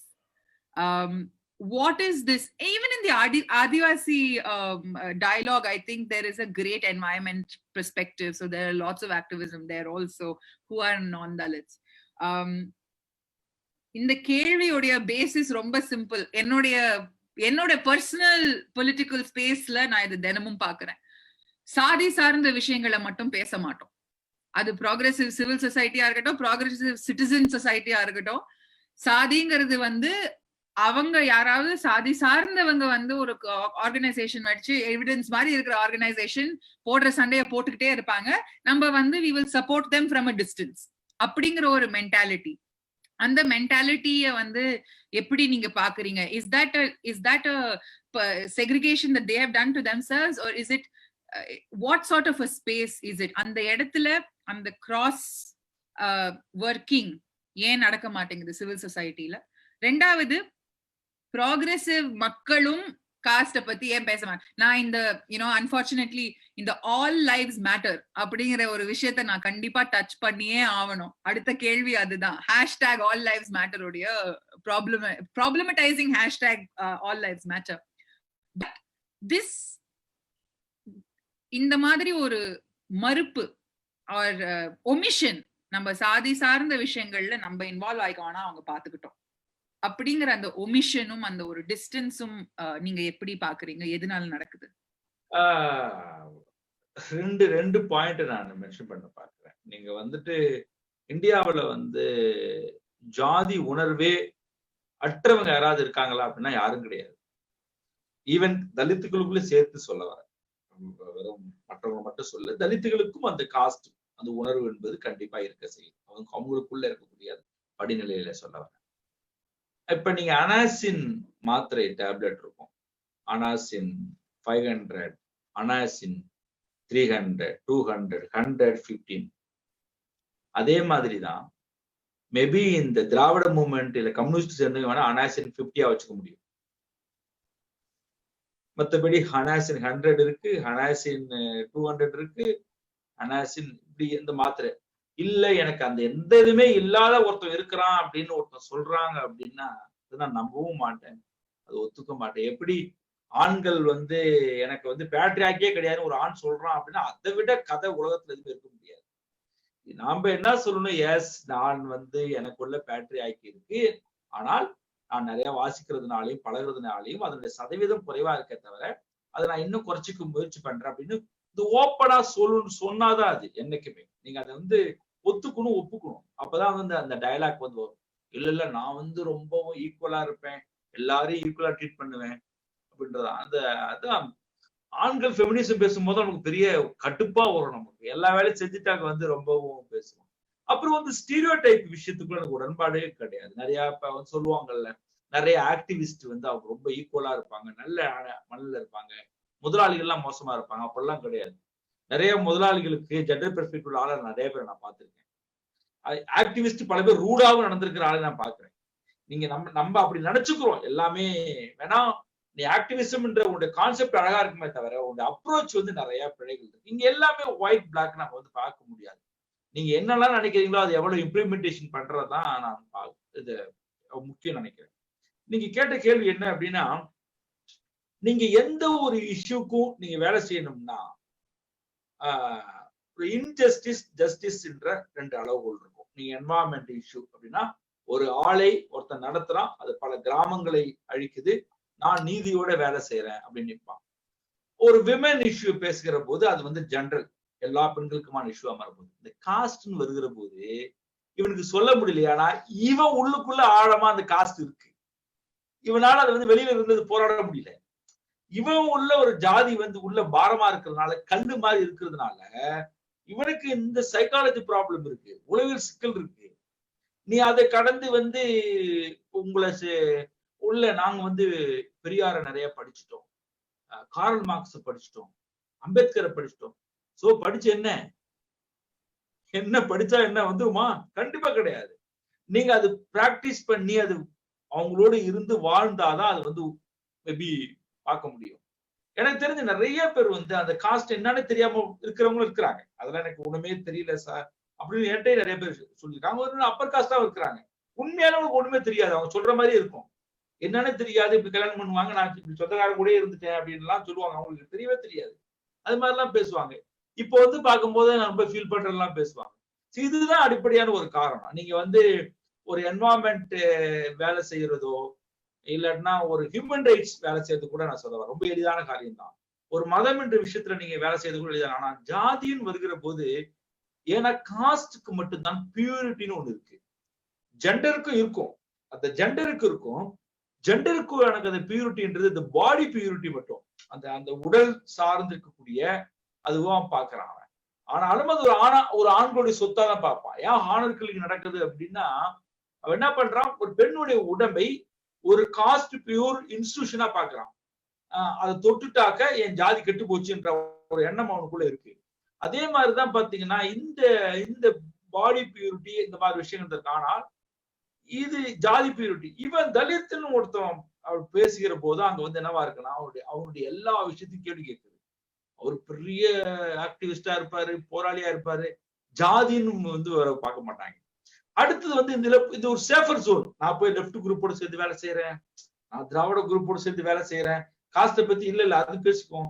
இது வந்து ஒரு பயங்கரமான ஒரு சொகுசான வேலை. ஆக்சுவலா ஒரு இடத்துல உட்கார்ந்துக்கிட்டாங்கன்னா அவங்களுக்கு ஒரு லேபிள் தேவைப்படுது. அந்த என்னோட கேள்வி என்ன அப்படின்னா, நீங்க அப்படிலாம் இருக்கணும்னு அவசியம் இல்லை. நீங்க எல்லாரும் போய் பதுங்கிக்க வேண்டாம். நீங்க நம்ம நீங்க பண்றதே பெரியாருக்கு எதிரானதுதான். நீங்க பண்றதே இடதுசாரி சிந்தனைக்கு எதிரானது. ஏன் அந்த லேபிள்ல போய் ஒழுத்திக்கிட்டு கள்ள விடுற சைலண்டா இருக்கிறீங்க? அவங்க அடிக்க மாட்டாங்க. சரி நான் வந்து கொஞ்சம் இதா இருந்துக்கு பாத்துக்கிறேன் அப்படின்றதான் அவங்களுடைய இதுவா இருக்கு. ரெண்டாவது நீக்கம் இந்த இப்ப இந்தியாவை நீங்க எடுத்துக்கிட்டீங்கன்னா எனக்கு வந்து இந்த இதெல்லாம் நான் சொல்ல மாட்டேன்.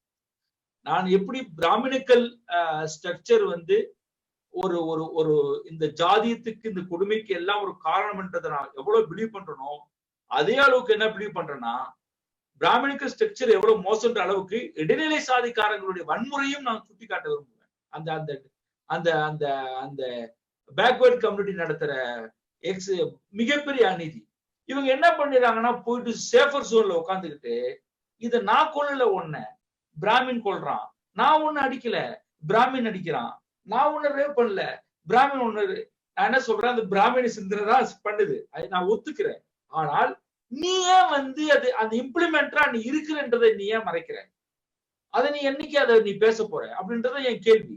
காஸ்ட் எராடிகேஷன் போது சொகுசாக அதை மட்டும் நம்ம மறைச்சிட்டு மீதி எல்லாம் சொகுசு சேஃபர் ஜோன்ல வச்சு விளையாடுறதே ஒரு பித்தலாட்ட விளையாட்டு நான் சொல்ல வரேன். நான் ஒண்ணு இறங்கி அது அது ஒட்டு மொத்தமா நம்ம காலி பண்ண வேண்டியது இருக்கு. இரண்டாவது வந்து ஒரு இண்டிவிஜுவலை வந்து நம்ம என்னைக்குமே அது ஸ்ட்ரக்சர் தான் நான் எதிர்ப்பேன். இண்டிவிஜுவல் எனக்கு எனக்கு வாயில் இதுவரை வந்ததே கிடையாது. ஒரு இண்டிவிஜுவலை வந்து இவன் மோசமான அப்படின்னு சொல்லவே மாட்டேன் நான். அந்த ஸ்ட்ரக்சர் வந்து இப்ப ஒரு ஒரு ஒரு இடைநிலை சாதிக்காரன் என்னும் போது இடைநிலை சாதிக்காரனுடைய அந்த கட்டமைப்பு தான் எதிர்க்கிறேன் தவிர அவன் ரூடா நடந்துக்கிறான்னு எதிர்க்கிறேன் தவிர ஒரு பெர்சனா நான் இதுவரை எதிர்த்தது இல்லை. அதே மாதிரிதான் பிராமணிக்கல் ஸ்ட்ரக்சர். அப்ப அப்படி பார்த்தா நம்ம வந்து ஜஸ்டிஸ் கிருஷ்ண ஐயர் தான் மிகப்பெரிய ஒரு தீர்ப்பை வந்து இந்திய நீதிமன்றத்தில் கொடுத்துருக்காரு. அதுதான் நம்ம அவரோட ஒதுக்கிட முடியாது. இங்க என்ன பிரச்சனை இருக்கு அப்படின்னா கிருஷ்ண ஐயரை நம்ம வந்து வேற மாதிரி வச்சு பார்க்க வேண்டியது இருக்கு. அதே மாதிரி வந்து சோவை வேற மாதிரி வச்சு பார்க்க வேண்டியது இருக்கு. ரெண்டு பேரும் ஒரே கம்யூனிட்டி. ஹிந்துராம் வந்து ப்ரோ தலித், அதுக்குன்னு வந்து குருமூர்த்தினை ஏத்துக்க முடியாது. இங்க அங்க சிக்கல் இருக்கு. அதே மாதிரி பேக்வர்ட் கம்யூனிட்டிலே நான் தான் சொல்ல வரேன். நீ வந்து என்னைக்கு எஸ் நான் தலித்துகளை ஒடுக்குறேன் அப்படின்னு நீ என்னைக்கு வரையோ அன்னைக்குதான் நீ ஆள். நீ வந்து அங்க ஒரு சேஃபர் ஜோன்ல உட்காந்துட்டு நீ அதை மட்டும் பேசிக்கிட்டு இதை நீ பேசாம இருக்கிறதெல்லாம் வந்து சிக்கல். இதுதான் இங்க இருக்கிற மிகப்பெரிய தோல்வி சுட்டி காட்டுகிறேன். அது தப்பா நினைச்சுக்கிட்டாலும் சரி, திராவிட மூவ்மெண்ட் மிகப்பெரிய ஒரு ஃபெயிலியர் என்ன அப்படின்னா பெரியார் கொண்டு வந்த ஃபாலோ அப் அவங்க வந்து மேல கொண்டு வரல. பெரியார் வந்து இடைநிலை சாதியும் கிரிட்டிசைஸ் பண்ணிருக்கிறாரு. அந்த இடத்த மட்டும் அவங்க சேஃபா என்ன பண்ணிடுறாங்க, மறைச்சுக்கிறாங்க. சோ இது நான் என்ன சொல்றேன், எல்லா இடங்கள்ல இருக்கு. நான் இண்டிவிஜுவல் நம்ம வந்து என்னைக்கு யாரையுமே என்ன பண்ண முடியாது, காயப்படுத்தவே முடியாது. அது எனக்கு வந்து குருமூர்த்தி பிடிக்காது, சோவுடைய பல பாலிடிக்ஸ் மீது எனக்கு நம்பிக்கை கிடையாது. அதே நேரத்துல ஹிந்துராம் வந்து ப்ரோ தலிதா இருக்கிறாரு, இவர் வந்துட்டு கிருஷ்ணகிரி இருக்கிறாங்க, எவ்வளவு அப்பர் காஸ்ட்ல இருக்கிற நல்லவங்க இருக்கிறாங்க. ஆனா அது ரெண்டுத்தையும் பிரிச்சு பார்க்கணும் நம்ம. அப்படி பார்த்தா பல தலித்துகள் இன்னைக்கு வந்து RSSல போய் சேர்றாங்க. இதை நம்ம எப்படி நம்ம வந்து கணக்கில் எடுத்துக்க வேண்டியது இருக்குன்னு தான் பார்க்க வேண்டியது இருக்கு. சோ நம்ம அப்படிதான் இந்த கொள்கையை பார்க்கணுமே தவிர, அதுக்கப்புறம் வந்து இன்னொரு பக்கம் என்னன்னா தலித்துகளின் பிரதிநிதியா இவங்க எல்லாம் வராங்க. அதுதான் இப்ப சிக்கலே இங்க. அது நிறைய பிரிவிலேஜ் உண்டு. இப்ப இந்த இஷ்யூ வந்து தலித் பிரச்சனையை தலித்துகள் தான் பேசணும் சொல்லல. அப்படி அந்த அந்த கான்டெக்ட் நான் சொல்ல வரல. தலித் இஷ்யூ நான் தலித் என்னுடைய கேரியர்ல நிறைய நான் தலித்தின் சப்போர்ட்டரா இருந்திருக்காங்க. என்னுடைய லைஃப்ல, என்னுடைய பர்சனல் லைஃப்ல, என்னுடைய வளர்ச்சியில அது எல்லாமே அவங்க உணர்ந்துதான் சப்போர்ட்டரா இருக்காங்க. அப்ப அந்த இஷ்யூ வந்து யார் வேணாலும் பேசலாம். ஆனா எங்க சிக்கல் இருக்குன்னா, உனக்கு ஒண்ணும் தெரியாது நான் தான் பேசுவேன்னு சொல்றான் பாருங்க, அங்கதான் பிரச்சனையே வருது. உனக்கு ஒண்ணுமே தெரியாது நான் தான் பேசுவேன்னு சொல்லி வராங்க பாருங்க, அங்கதான் வந்து சிக்கல் வருது. நிறைய இஷ்யூ நான் பார்த்திருக்கேன். அதுதான் சொல்ல வரேன். சோ அதை தாண்டி நிறைய நல்ல நல்ல குரூப் இருக்காங்க, எல்லா குரூப்லயும் இருக்கிறாங்க. நான் அதான் சொல்ல வரேன். பெரியார் மூவ்மெண்ட்ல தலித்துகளுடைய நிலையில இருந்து எல்லாம் சொல்லுவாங்க. நடிகர் சத்யராஜ் கூட இடத்துல சொன்னாரு, தலித் பிரச்சனையை அம்பேத்கர் கண்ணில இருந்து பார்க்க வேண்டும் அப்படின்னாரு. அப்பதான் நான் சொன்னேன், ஓகே அம்பேத்கர் கண்ணில இருந்து நீங்க பார்க்கலாம், ஆனா நம்ம இப்ப பேசுறோம்ல அம்பேத்கர் கண்ணில இருந்து பார்க்கணும். அம்பேத்கர் எந்த கண்ணில இருந்து பார்த்திருப்பாருன்னு ஒரு கேள்வி இருக்கு. அம்பேத்கருக்கும் ஒரு பார்வை இருந்துருக்கு, அவர் எந்த கண்ணில இருந்து பார்த்திருப்பாரு அப்படின்னு பார்க்கும்போதுதான் இங்க தலித் பண்பாடு என்ற அந்த விஷயத்துக்குள்ள நான் வரேன். என்ன காரணம் அப்படின்னா, இயற்கையாவே தலித் பண்பாடு என்பது பயங்கரமான, இன்னைக்கு நீங்க பேசுற ராடிக்கல் விஷயம் எல்லாம் எங்க சேரியில தானம் நடக்கும். எங்க இதுல வந்து மறுமணம் தானம் நடக்கும். கல்யாணம் செத்து போயிட்டு அவங்க இம்மிடியேட்டா எனக்கு சொந்த அத்தை, எனக்கு ஒரே ஒரு அத்தை தான். வீட்டுக்காரர் இறந்து போயிட்டாரு. இறந்து போனோன்னு அடுத்து 3 மாசம் கல்யாணம் வச்சுட்டாங்க. அது குழந்தையோட இன்னொருத்தர் கல்யாணம் கொடுத்தாங்க. அதெல்லாம் அதுக்கு எந்த இதுவும் பேனர்லாம் வச்சுக்கல. அது இயல்பாவே அந்த அந்த அந்த கல்ச்சர் இருக்கும். நான் அடிக்கடி சொல்றதுதான். எனக்கு மிகப்பெரிய இன்ஸ்பிரேஷனே எங்க பாட்டி தான். நான் பல நேரங்கள் எங்க பாட்டியை பத்தி பேசியிருக்கேன். ஏன் பேசுறேன்னா, எங்க பாட்டி வந்து கொஞ்சம் தண்ணி அடிப்பாங்க, சரக்கு அடிப்பாங்க, குடிப்பாங்க. எங்க தாத்தா குடிக்க மாட்டாரு. பாத்துங்க எவ்வளவு லிபரேஷனான ஃபேமிலின்னு பாத்துங்க. தாத்தா குடிக்க மாட்டாரு, பாட்டி குடிப்பாங்க. ஒரு சமயம் வந்து ஒரு அத்தை வந்து உடம்போட காயத்தோட வராங்க. என்னடி நடந்துச்சுன்னு கேக்குறாங்க. இன்னைக்கு என்ன குடிச்சிட்டு அடிச்சுட்டாங்கக்கா அப்படின்றாங்க. அவங்க வீட்டுக்காரர். எங்கடி இருக்கான்? அங்கதான் இருக்கான். கடகடன்னு பாட்டில திறந்து குடிச்சிட்டு போறாங்க. நான் பின்னாடியே போறேன். நான் 12 வயசு எனக்கு. அந்த ஆளை புடிச்சு அடியேன்னு அடிக்கிறாங்க. போலீஸ்ல கம்ப்ளைண்ட் பண்றாங்க. 2 போலீஸ் வராங்க. அந்த போலீஸ் கேக்குறாரு, நீதான் அந்தோனி அம்மாவான்ட்டு. எங்க பாட்டி கேக்குறாங்க, நீதான் போலீஸ்காரனான்னாங்க. ஏன்னா யூனிஃபார்ம் போடல. உடனே அவன் திருப்பி அந்த ஆள் கேக்குறாரு, நீ குடிச்சிட்டு அடிச்சாம? இல்ல இல்ல, அவன் குடிச்சனாலதான் அடிச்சேன் அப்படின்றாங்க. அப்புறம் பேசிட்டு இருக்கும்போது எங்க பாட்டியோட தோழி ஒருத்தவங்க வராங்க, ராசாத்தின்னு. அவங்க கேக்குறாங்க, என்ன அந்தோனி அம்மா, இந்த போலீஸ்காரன் அவன் கையை பிடிச்சிருத்தானா? 2 போலீஸ் ஓடிட்டான் பயந்துட்டு. இது என்னடா பிரச்சனை வந்து இது எல்லாமே இயல்பாவே அந்த நீதி உணர்ச்சி. எங்க பாட்டி மேல 3-4 கேஸ் இருக்கு. என்னன்னா, ஒரு பொண்ணை ஒருத்தவன் கையை பிடிச்சி இழுத்தான்னு சொல்லி அறுவாடு வெட்டிவிட்டாங்க. இது அந்த பொண்ணுக்கு இவங்களுக்கு யாருன்னு தெரியாது. ஒரு பொண்ணை பாக்குறாங்க, மார்க்க இதுல இருந்து வராங்க, எடுத்து சக்கு. இதுக்கு எந்த நீதி உணர்ச்சி என்ன போய் சொல்ல முடியும்? நாங்க சொல்லுவாங்க, இது எங்கேயாவது போயிட்டு நாங்க என்ன பயிற்சி பெற்றோமா? இது கண்ணுக்கு முன்னாடி அநீதி நடக்குதுன்னா தட்டி கேட்கணுன்ற அந்த விஷயம் தான் இருக்கு. இந்த அம்பேத்கரா இருக்கட்டும், இல்ல பெரியாரா இருக்கட்டும், இல்ல நம்ம பேசுற எந்த லீடரா இருக்கட்டும், அவங்க எல்லாம் எங்க இருந்து கத்துக்குவாங்கன்னா, இந்த மாதிரி ஏழை எளிய மக்கள் இருக்கக்கூடிய வேல்யூ சிஸ்டம் தான் கத்துக்க முடியும். மால்கம் எக்ஸும் மார்ட்டின் லூதர் கிங்கும் என்ன பெரிய சித்தாந்தமா, அவங்க பிளாக் மக்கள் இருக்கக்கூடிய அந்த வேல்யூஸ் தான் அவங்க எடுத்து அவங்க பேச முடியும். இளையராஜா சொல்றாரு, நான் கடவுள் கொடுக்குற, கடவுள் எல்லாம் கொடுக்கல, நம்ம சேரி கொடுத்துச்சு, மக்கள் கொடுத்தாங்க. மக்கள்கிட்ட இருந்து எடுத்துதான் நீங்க என்ன பண்ணி திரும்பி நம்மள்ட்ட கொடுக்குறீங்க, அவ்வளவுதான். மேல இருந்தெல்லாம் எதுவுமே கிடைக்கல, கீழே இருந்துதான் கிடைக்குது, வேர்ல இருந்தா நமக்கு கிடைக்குது எல்லாமே. சோ இதுதான் நான் சொல்ல வரேன். இந்த இப்படிதான் நம்ம புரிஞ்சுக்க வேண்டியதா இருக்கு. இதனாலதான் அவங்க என்ன பண்றாங்க, இது எல்லாத்தையும் ஒரு சேஃபர் ஜோன்லயே ஒரு கான்செப்ட். நீங்க அதெல்லாம் உடைச்சிட்டு வந்து காஸ்ட் வந்து எஸ் நாங்க அதை ரூலரா இருந்து ஃபாலோ பண்றோம். பிராமணிக்கல் ஸ்ட்ரக்சர் அது ஃபாலோ பண்ணா கூட அதை வந்து அவன் சொல்ல மாட்டான். அதை வந்து எங்கேயோ வந்து மறைக்க பார்க்கலாம். அது தப்பு. அது நீங்க விவாதம் பண்ணும் போது நான் எப்படி ஒரு ஆணாதிக்கவாதி அப்படின்னு ஒரு விமன் இதுல வந்து நான் சொல்லிட்டு தான் செய்ய முடியுமே தவிர இப்படியே பண்ணிட்டு ஏமாத்த முடியாது. அதுக்கு தான் சொல்லுவேன்.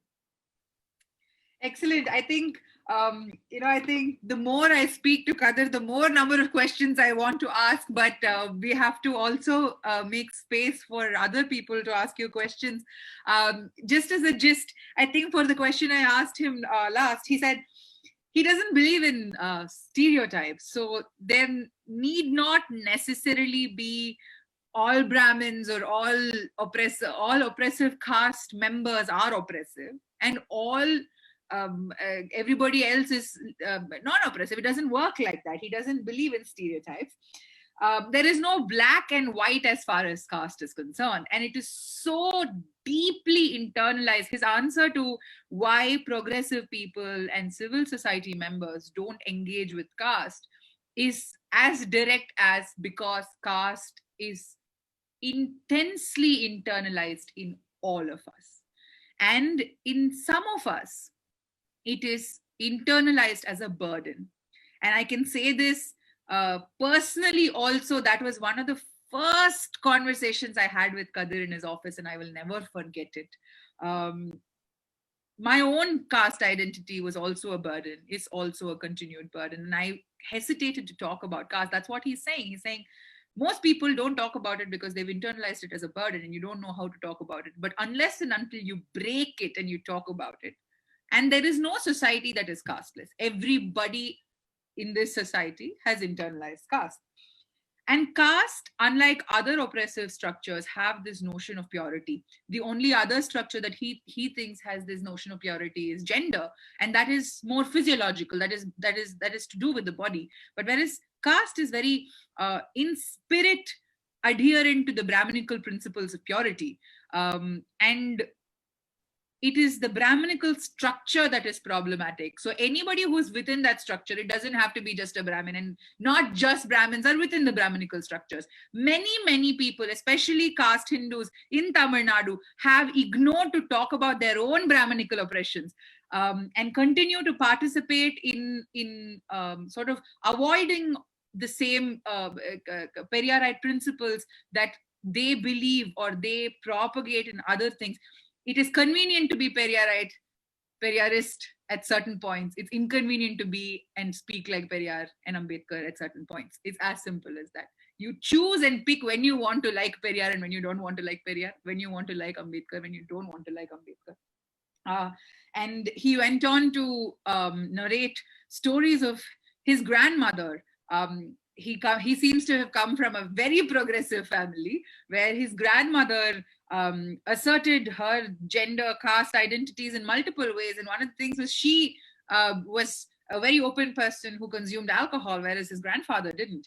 And she has repeatedly sort of surrendered to her internal model of justice, morality and justice system. And he says Ambedkar also had this assimilation of morality from the larger community. So anybody who is a revolutionary is assimilating morality and the sense of justice from the people who've been denied justice over and over again.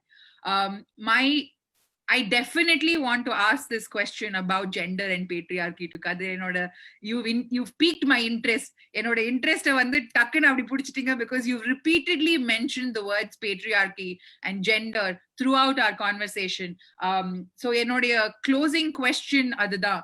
Caste and patriarchy, how do they intersect? How do I want to place some time for comments and questions from others. So quickly, if you can tell me, sandoshathukkaga, caste and patriarchy oda intersection patti ungaludaiya thoughts. Caste patriarchy class மூணுமே வந்து ஒன்னோட லிங்க்ல இருக்கு. நீங்க caste, gender, class இந்த மூணுத்தையும் பிரிச்சு பார்க்க முடியாது. காஸ்ட் தீர்மானிக்கிறது ஒரு ஆண் அப்படின்னு பாத்தீங்கன்னாக்க ஜெண்டரையும் பேட்ரியாக்கி தீர்மானிக்கிறது ஒரு ஆண் தான். அப்படிதான் நம்ம எடுத்துக்க வேண்டியது. அந்த டிசைடிங் ஃபேக்டரா வந்து தீர்மானிக்க ஒண்ணு சமூகத்தை, ஒரு குறிப்பிட்ட சமூகத்தை தன் கைக்குள்ள அடிமையா வச்சிருக்கணும்ன்றது அந்த ஆண் தீர்மானிக்கிறான்.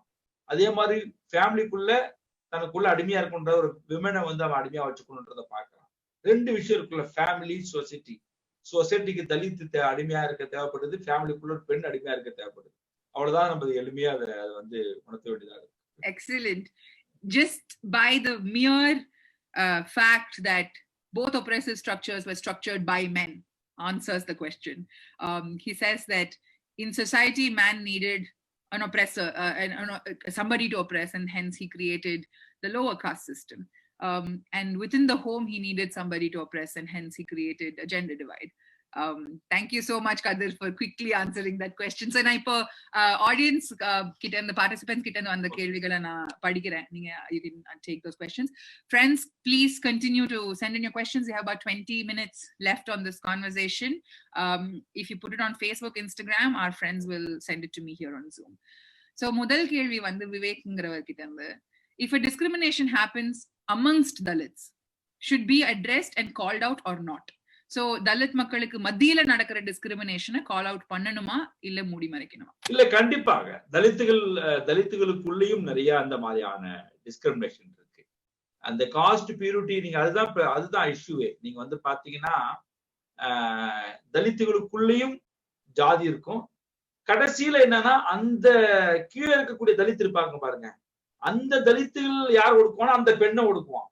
அப்ப கடைசியில வந்து பாத்தீங்கன்னாக்கா அந்த வல்னரபிள் குரூப்ல அந்த தலித் யாரெல்லாம் ஒடுக்கப்படுறாங்களோ அந்த பெண் தான் கடைசி லேயர்ல இருப்பாங்க ஒடுக்குறது. அங்கதான் ஜெண்டர் வந்து திருப்பி நான் சொல்ல வரேன்.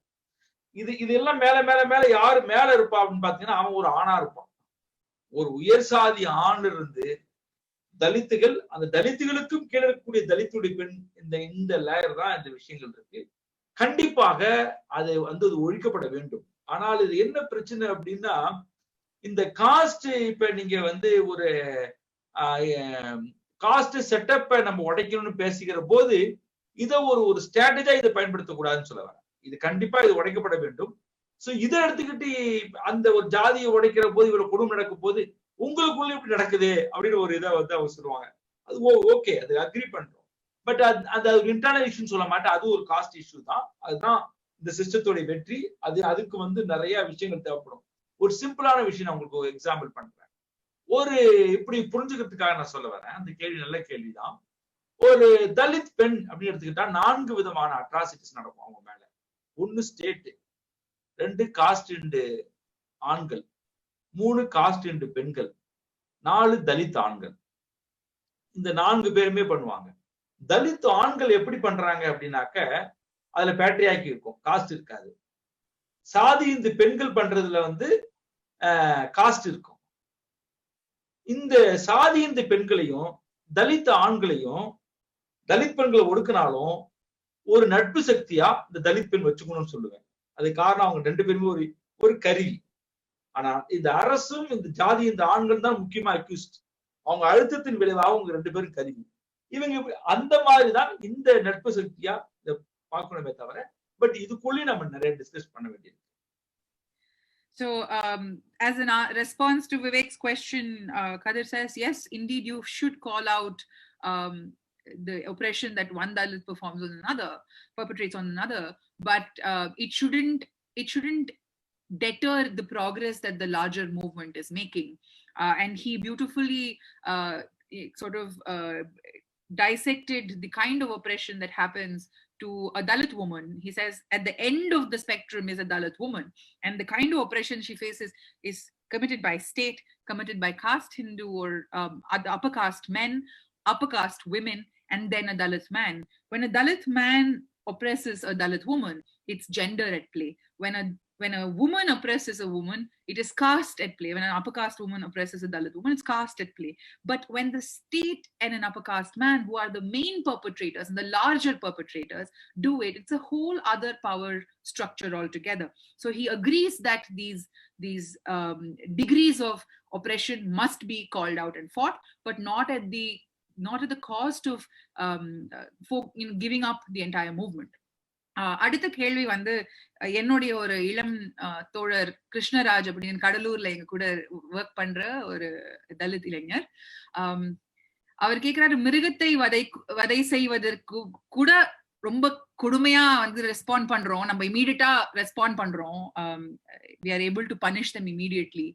ஆனா மனுஷங்க மேல செய்யற வன்கொடுமைகளை நம்ம வந்து அவ்வளோ இமீடியட்டா ரெஸ்பாண்ட் பண்ண மாட்டேங்கிறோம். சில சமயம் ரெஸ்பான்ஸே இல்லை. அதை செய்வதற்கு இவங்களுக்கு தைரியம் யாரு கொடுக்குறாங்க? அந்த அட்ராசிட்டிஸை கமிட் பண்றதுக்கு தைரியம் யாரு கொடுக்குறாங்க? அரசே தைரியம் அளிக்கிறதா அப்படிங்கறது ஒரு கேள்வியும் வைக்கிறாரு. So Krishnaraj's question is, state இன்னைக்கு என்னவா இருக்குன்றதா பார்க்கணும். அரசு வந்து ஒரு ஜாதி அரசாக இருக்கிறது. நீங்க வந்து இங்க இருக்கக்கூடிய எல்லா ஸ்டேட்டுமே அது வந்து ஒரு காஸ்டா இருக்கும். நம்ம மாடுகளுக்கு கொடுக்கக்கூடிய மாட்டு மேல கவலைப்படுறோம், மனுஷன் மேல கவலைப்பட மாட்டான்றதுதான். உடனே மாடுனா மட்டமா அப்படின்னு அர்த்தம் இல்லை, அப்படின்னு அர்த்தம் சொல்ல வரல. நம்ம அதுதான் விஷயமே அங்க இருக்குன்னு சொல்ல வரேன். நீங்க மாட்டை நேசிக்கிற அளவுக்கு நம்ம மனுஷனும் நேசிக்கணும்ன்றதான் நம்மளுடைய பாயிண்ட். அது இது வந்து என்ன நீங்க பாத்தீங்கன்னாக்க அரசு மட்டுமே இல்லை, அரசை யார் தீர்மானிக்கிறான்றதுதான் இருக்கு. அரசை தீர்மானிப்பது யார்? அது உள்ள பார்க்கும்போது அங்க ஜாதி வந்து இன்னைக்கு இருக்கு. ஏன் வந்து இம்மிடியட்டா உடனே நம்முடைய மோடி அவர்கள் கார்பரேட்டுடைய பணத்தை எல்லாம் ஏன் தள்ளுபடி பண்ணாரு கொரோனாவை முன்னிட்டு? அவருக்கு தெரியும் கார்பரேட் தான் உண்மையாலுமே இந்தியாவை ஆண்டு கொண்டிருக்கு. அதுல எந்த மாற்று கருத்தும் கிடையாது. நீங்க அரசியலை விட மிகப்பெரிய விஷயம் எதுனா பணம்ன்ற விஷயம் தான். நினைச்சாங்கன்னா அவங்க தீர்மானிக்க முடியும். என்னை பொறுத்தவரை அரசு கூட அவங்களுக்கு கீழலாம், அவங்கதான் ரியலா வந்து அவங்க மேல உட்காந்துட்டு ஆட்டி படிக்கிறாங்க. சோ அதுதான் நம்ம பார்க்க வேண்டியதா இருக்கு. இப்ப என்னுடைய கேள்வி எல்லாம் என்ன அப்படின்னா, இனிமேல ஒரு தப்பு பண்றாங்க. இப்ப மதுரையில ஒரு மிகப்பெரிய ஒரு கிரைனட் ஊழல் நடந்துச்சு. அதுல குறிப்பிட்டு ஒரு சாதிக்காரர் தான் பண்ணாரு. தூத்துக்குடியில பெரிய மணல் கொலை நடந்துச்சு, அது ஒரு ஜாதிக்காரன் பண்ணாங்க. அதான் ஒரு லண்டன் ப்ரொஃபசர் வந்து கேட்டாரு, ஒரு எக்கனாமிக் ப்ரொஃபசர் கேட்டாரு, இந்தியாவில் ஒரு தொழில் தொடங்கணும்னா எது முக்கியமான கேபிட்டல், அதாவது வந்து பணமா ஆள்பலமா லேண்டான்னு கேட்டாரு. இதெல்லாம் சும்மா, சாதி தான் முக்கியம், காஸ்ட் தான் முக்கியமான முதலீடு. நீங்க அந்த காஸ்ட் இருந்துச்சுன்னா எல்லாத்தையும் என்ன பண்ணிடலாம். இன்னைக்கு அவனுக்கு வந்து பின்னணியா இருந்து அதை பண்றான்றதுதான். நான் இனிமேல் அதான் கேட்பேன், டே நீ இன்டர்நேஷனல் லெவல்ல இந்த கார்பரேட் அழிக்குதுன்னு சொல்லல, அந்த கார்பரேட் நடத்துறவன் ஒயிட்டா பிளாக் அதை சொல்லு. இந்தியாவில வந்து இந்த பிசினஸ் எல்லாம் பண்றாங்க, அவன் என்ன சாதின்னு சொல்லு. எதுக்கு எடுத்தாலும் இந்த கார்பரேட் லெவல்ல மறைக்காதீங்க. அவன் கம்யூனிட்டி சொல்லு, அவன் காஸ்ட சொல்லு. அவனுக்கு ஏன்னா இந்த காஸ்ட் சோர்ஸ் தான் எல்லாத்தையும் கொடுக்குது, அவனை தீர்மானிக்குது. இதை பார்க்கணும். இதெல்லாம் வந்து இவங்க எல்லாம் பிரதிபலிக்கிறாங்க. அப்படிதான் நம்ம புரிஞ்சுக்க வேண்டியதாக இருக்கிறது. சோ இதனுடைய அர்த்தத்தை நம்ம இப்படிதான் வெளிவாக புரிஞ்சுக்கணும். Excellent. I think so. For Krishnaraj's question, which was who gives people who commit atrocities the sort of free hand to do it, or that push to do it. So Kadir says state itself is a casteist political space. Who runs the state deepens the level of caste entrenchment within our system. And caste is the most powerful currency in India. It leads to money, it leads to power. So when we say somebody is powerful, they are powerful because they have money, and somebody has money because inherently they are probably caste privileged. So caste is the most important currency, and hence the system itself is casteist. And until that happens, well, in Modi ji's government, cows have better lives than Dalits. It's as simple as that. Swaminathan ஒரு question கேட்டே இருக்காரு நினைக்கிறேன். அவர் வந்து நம்மளோட volunteer. So எல்லாரோட கேள்விகளையும் எடுத்து இங்க போட்டுட்டு இருக்காரு. சுவாமிநாதனுக்கு பதில் இருக்குன்னு சொல்லுங்க. அவர் எதை சொல்ல வராரு? அவர் கேள்வியை விட்டு ஆமா, சுவாமி வந்து எல்லாருடைய கேள்விகளையும் எடுத்து இங்க போடுறதுதான் அவருடைய வேலை. அவருடைய உங்களுக்கான இது இருக்கு, பதில் இருக்கு. சோ அடுத்த கேள்வி சுந்தர் அப்படிங்கிறவர் கேட்டிருக்காரு. Is Brahminism only practised by Brahmins? இதுக்கு ஐ திங்க் நீங்க ஆல்ரெடி பதில் சொல்லிருக்கீங்க, பட் இருந்தாலும் இல்லையா, அதுதான் நீங்க எப்படி வந்து பிராமணிசத்தை வந்து இன்னைக்கு எல்லா இடங்கள்லயும் இது பரவி இருக்கு. ஈவன் தலித் மத்தியில கூட பரவி இருக்கு, ஈவன் விமன் மத்தியில கூட அது பரவி இருக்கு. நீங்க பிராமணிசத்தை எப்படி பாக்குறீங்கன்றதுதான் பிரச்சனையா இருக்கு. ஒரு பிராமணிக்கல் விஷயத்தை ஒரு பிற்படுத்தப்பட்ட பார்வையில இருந்து பிராமணிக்களை வேற மாதிரி பார்ப்பாங்க, ஒரு தலித் பார்வையில இருந்து பிராமணிக்களை வேற மாதிரி பார்ப்பாங்க, ஒரு தலித் பெண் பார்வையில இருந்து பிராமணிக்களை வேற மாதிரி பார்ப்பாங்க. ஆனா உண்மையை சொல்றேன், தலித் பெண் பார்வையில இருந்தால் பிராமணிக்களை சரியா அவங்கதான் வந்து ஜெண்டரையும் சேர்த்து பிராமணிக்களை பார்ப்பாங்க. இவங்க எல்லாம் வெறும் காஸ்ட மட்டும் தான் பேசுவாங்க, அவங்க ஜெண்டரையும் சேர்த்து பேசுவாங்க. அதுதான் புரிஞ்சுக்க வேண்டியதா இருக்கு. ஒரு நீங்க எப்படி பாக்குறோம், ஒரு பிராமின் ஃப்ரெண்டு எனக்கு ஒருத்தவங்க இருக்காங்க, தெரிஞ்சவங்க தான். அவங்க என்கிட்ட ஒரு வாட்டி ஷேர் பண்ணாங்க. ஷேர் பண்ணும் போது அந்த வீட்டுக்குள் நடக்கக்கூடிய அந்த பேட்ரியாக்கி அந்த சிஸ்டத்தை அவங்க சொல்லுவாங்க. ஸோ எல்லா இடங்கள்லயும் அது இருக்கு. நம்ம இங்கெல்லாம் பார்க்க முடியாது. அந்த ஃபேமிலிக்குள்ள அந்த அந்த அந்த டிஸ்கிரிமினேஷன் இருக்கு. ஸோ எப்படி வந்து சொல்லுவாங்க இல்லையா, உங்களுக்கு வந்து பெண்ணை வந்து அந்த மேல் டாமினேஷன்ன்றது சில சமயம் பெண்கள்ட்டையும் இருக்குன்னு சொல்லுவாங்க. அது கூட அது ரொம்ப ரேர் தான். அது ஒரு பொதுநிலைப்படுத்துறது. அந்த மாதிரிதான் வந்து எதுவுமே நம்ம பொதுநிலைப்படுத்தணும்னு அவசியம் இல்லை.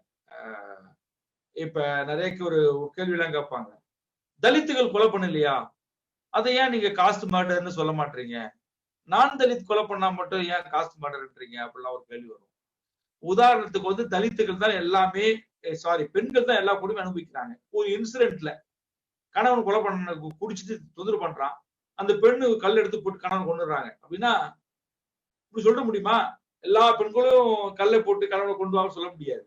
சில நேரங்கள்ல அந்த ரேரா ஒரு இன்சிடென்ட் நடக்கும். அது அவங்க பாயிண்ட்ல இருந்து பார்க்கணும், அவங்களுடைய நிலையில இருந்து பார்க்க வேண்டியதா இருக்கு.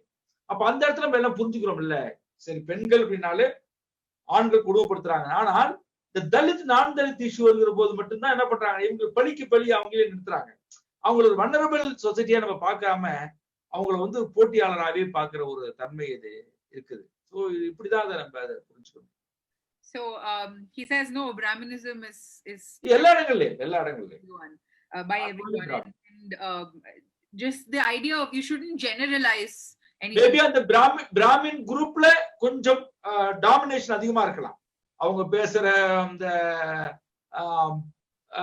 என்ன சொல்றது, அது வந்து ரொம்ப வெளிப்படையா இருக்கிறதுனால அது ரொம்ப பவர்ஃபுல்லா இருக்கு. நான் என்னோட கேள்வி என்ன அப்படின்னா, இருக்கலாம், மோஸ்ட்லி இருக்கலாம். இப்போ ஒரு குரூப் ஒன்று இருக்கு, நான் பேர் சொல்ல விரும்பல. ஒரு போர்டு மீட்டிங்ல நான் இருக்கிறேன். ஒரு அதுல 9 பேர் என்னமோ அந்த போர்டு மெம்பர்ல, அதுல 8 பேர் வந்து பிராமின். நான் மட்டும் தான் நான் பிராமின். அந்த போர்டுல நான் இருக்கிறேன். அவங்க அப்ப பேசும்போது என்ன பண்ணுவாங்கன்னா, அவங்க மொழி தான் பேசுவாங்க. வந்த உடனே எல்லாம் பெரும்பாலும் இருப்பாங்கல்ல, காத்தாலன்னுவாங்க, வந்துட்டாளா போயிட்டாளான்னுவாங்க. எனக்கு ஒரு மாதிரியா இருக்கும் அந்த லாங்குவேஜ்ல வந்து கொஞ்சம். பட் ஆனா நான் அதை பார்க்க மாட்டேன். அவரு அந்த என்னை கொண்டு வந்து சொல்லுவாரு, கதிர் நான் ஏன் உங்களை இதுக்குள்ள இந்த போர்டுல நீங்க வரணும்னு நான் விரும்பினேன் அப்படின்னா, எங்ககிட்டயும் நிறைய பிரச்சனைகள் இருக்கு. அதை உடைக்கணும். நீங்க தயவு செய்து உள்ள வாங்க அந்த போர்டுக்கு. அதனால எனக்குள்ள கூட்டு போவாரு. அவர் எப்ப நடத்தினாலும் என்ன அந்த அமெரிக்கன் எம்பேசியோட சேர்ந்து நடத்துவாரு. என்ன கொண்டு போய் பேச வைப்பாரு.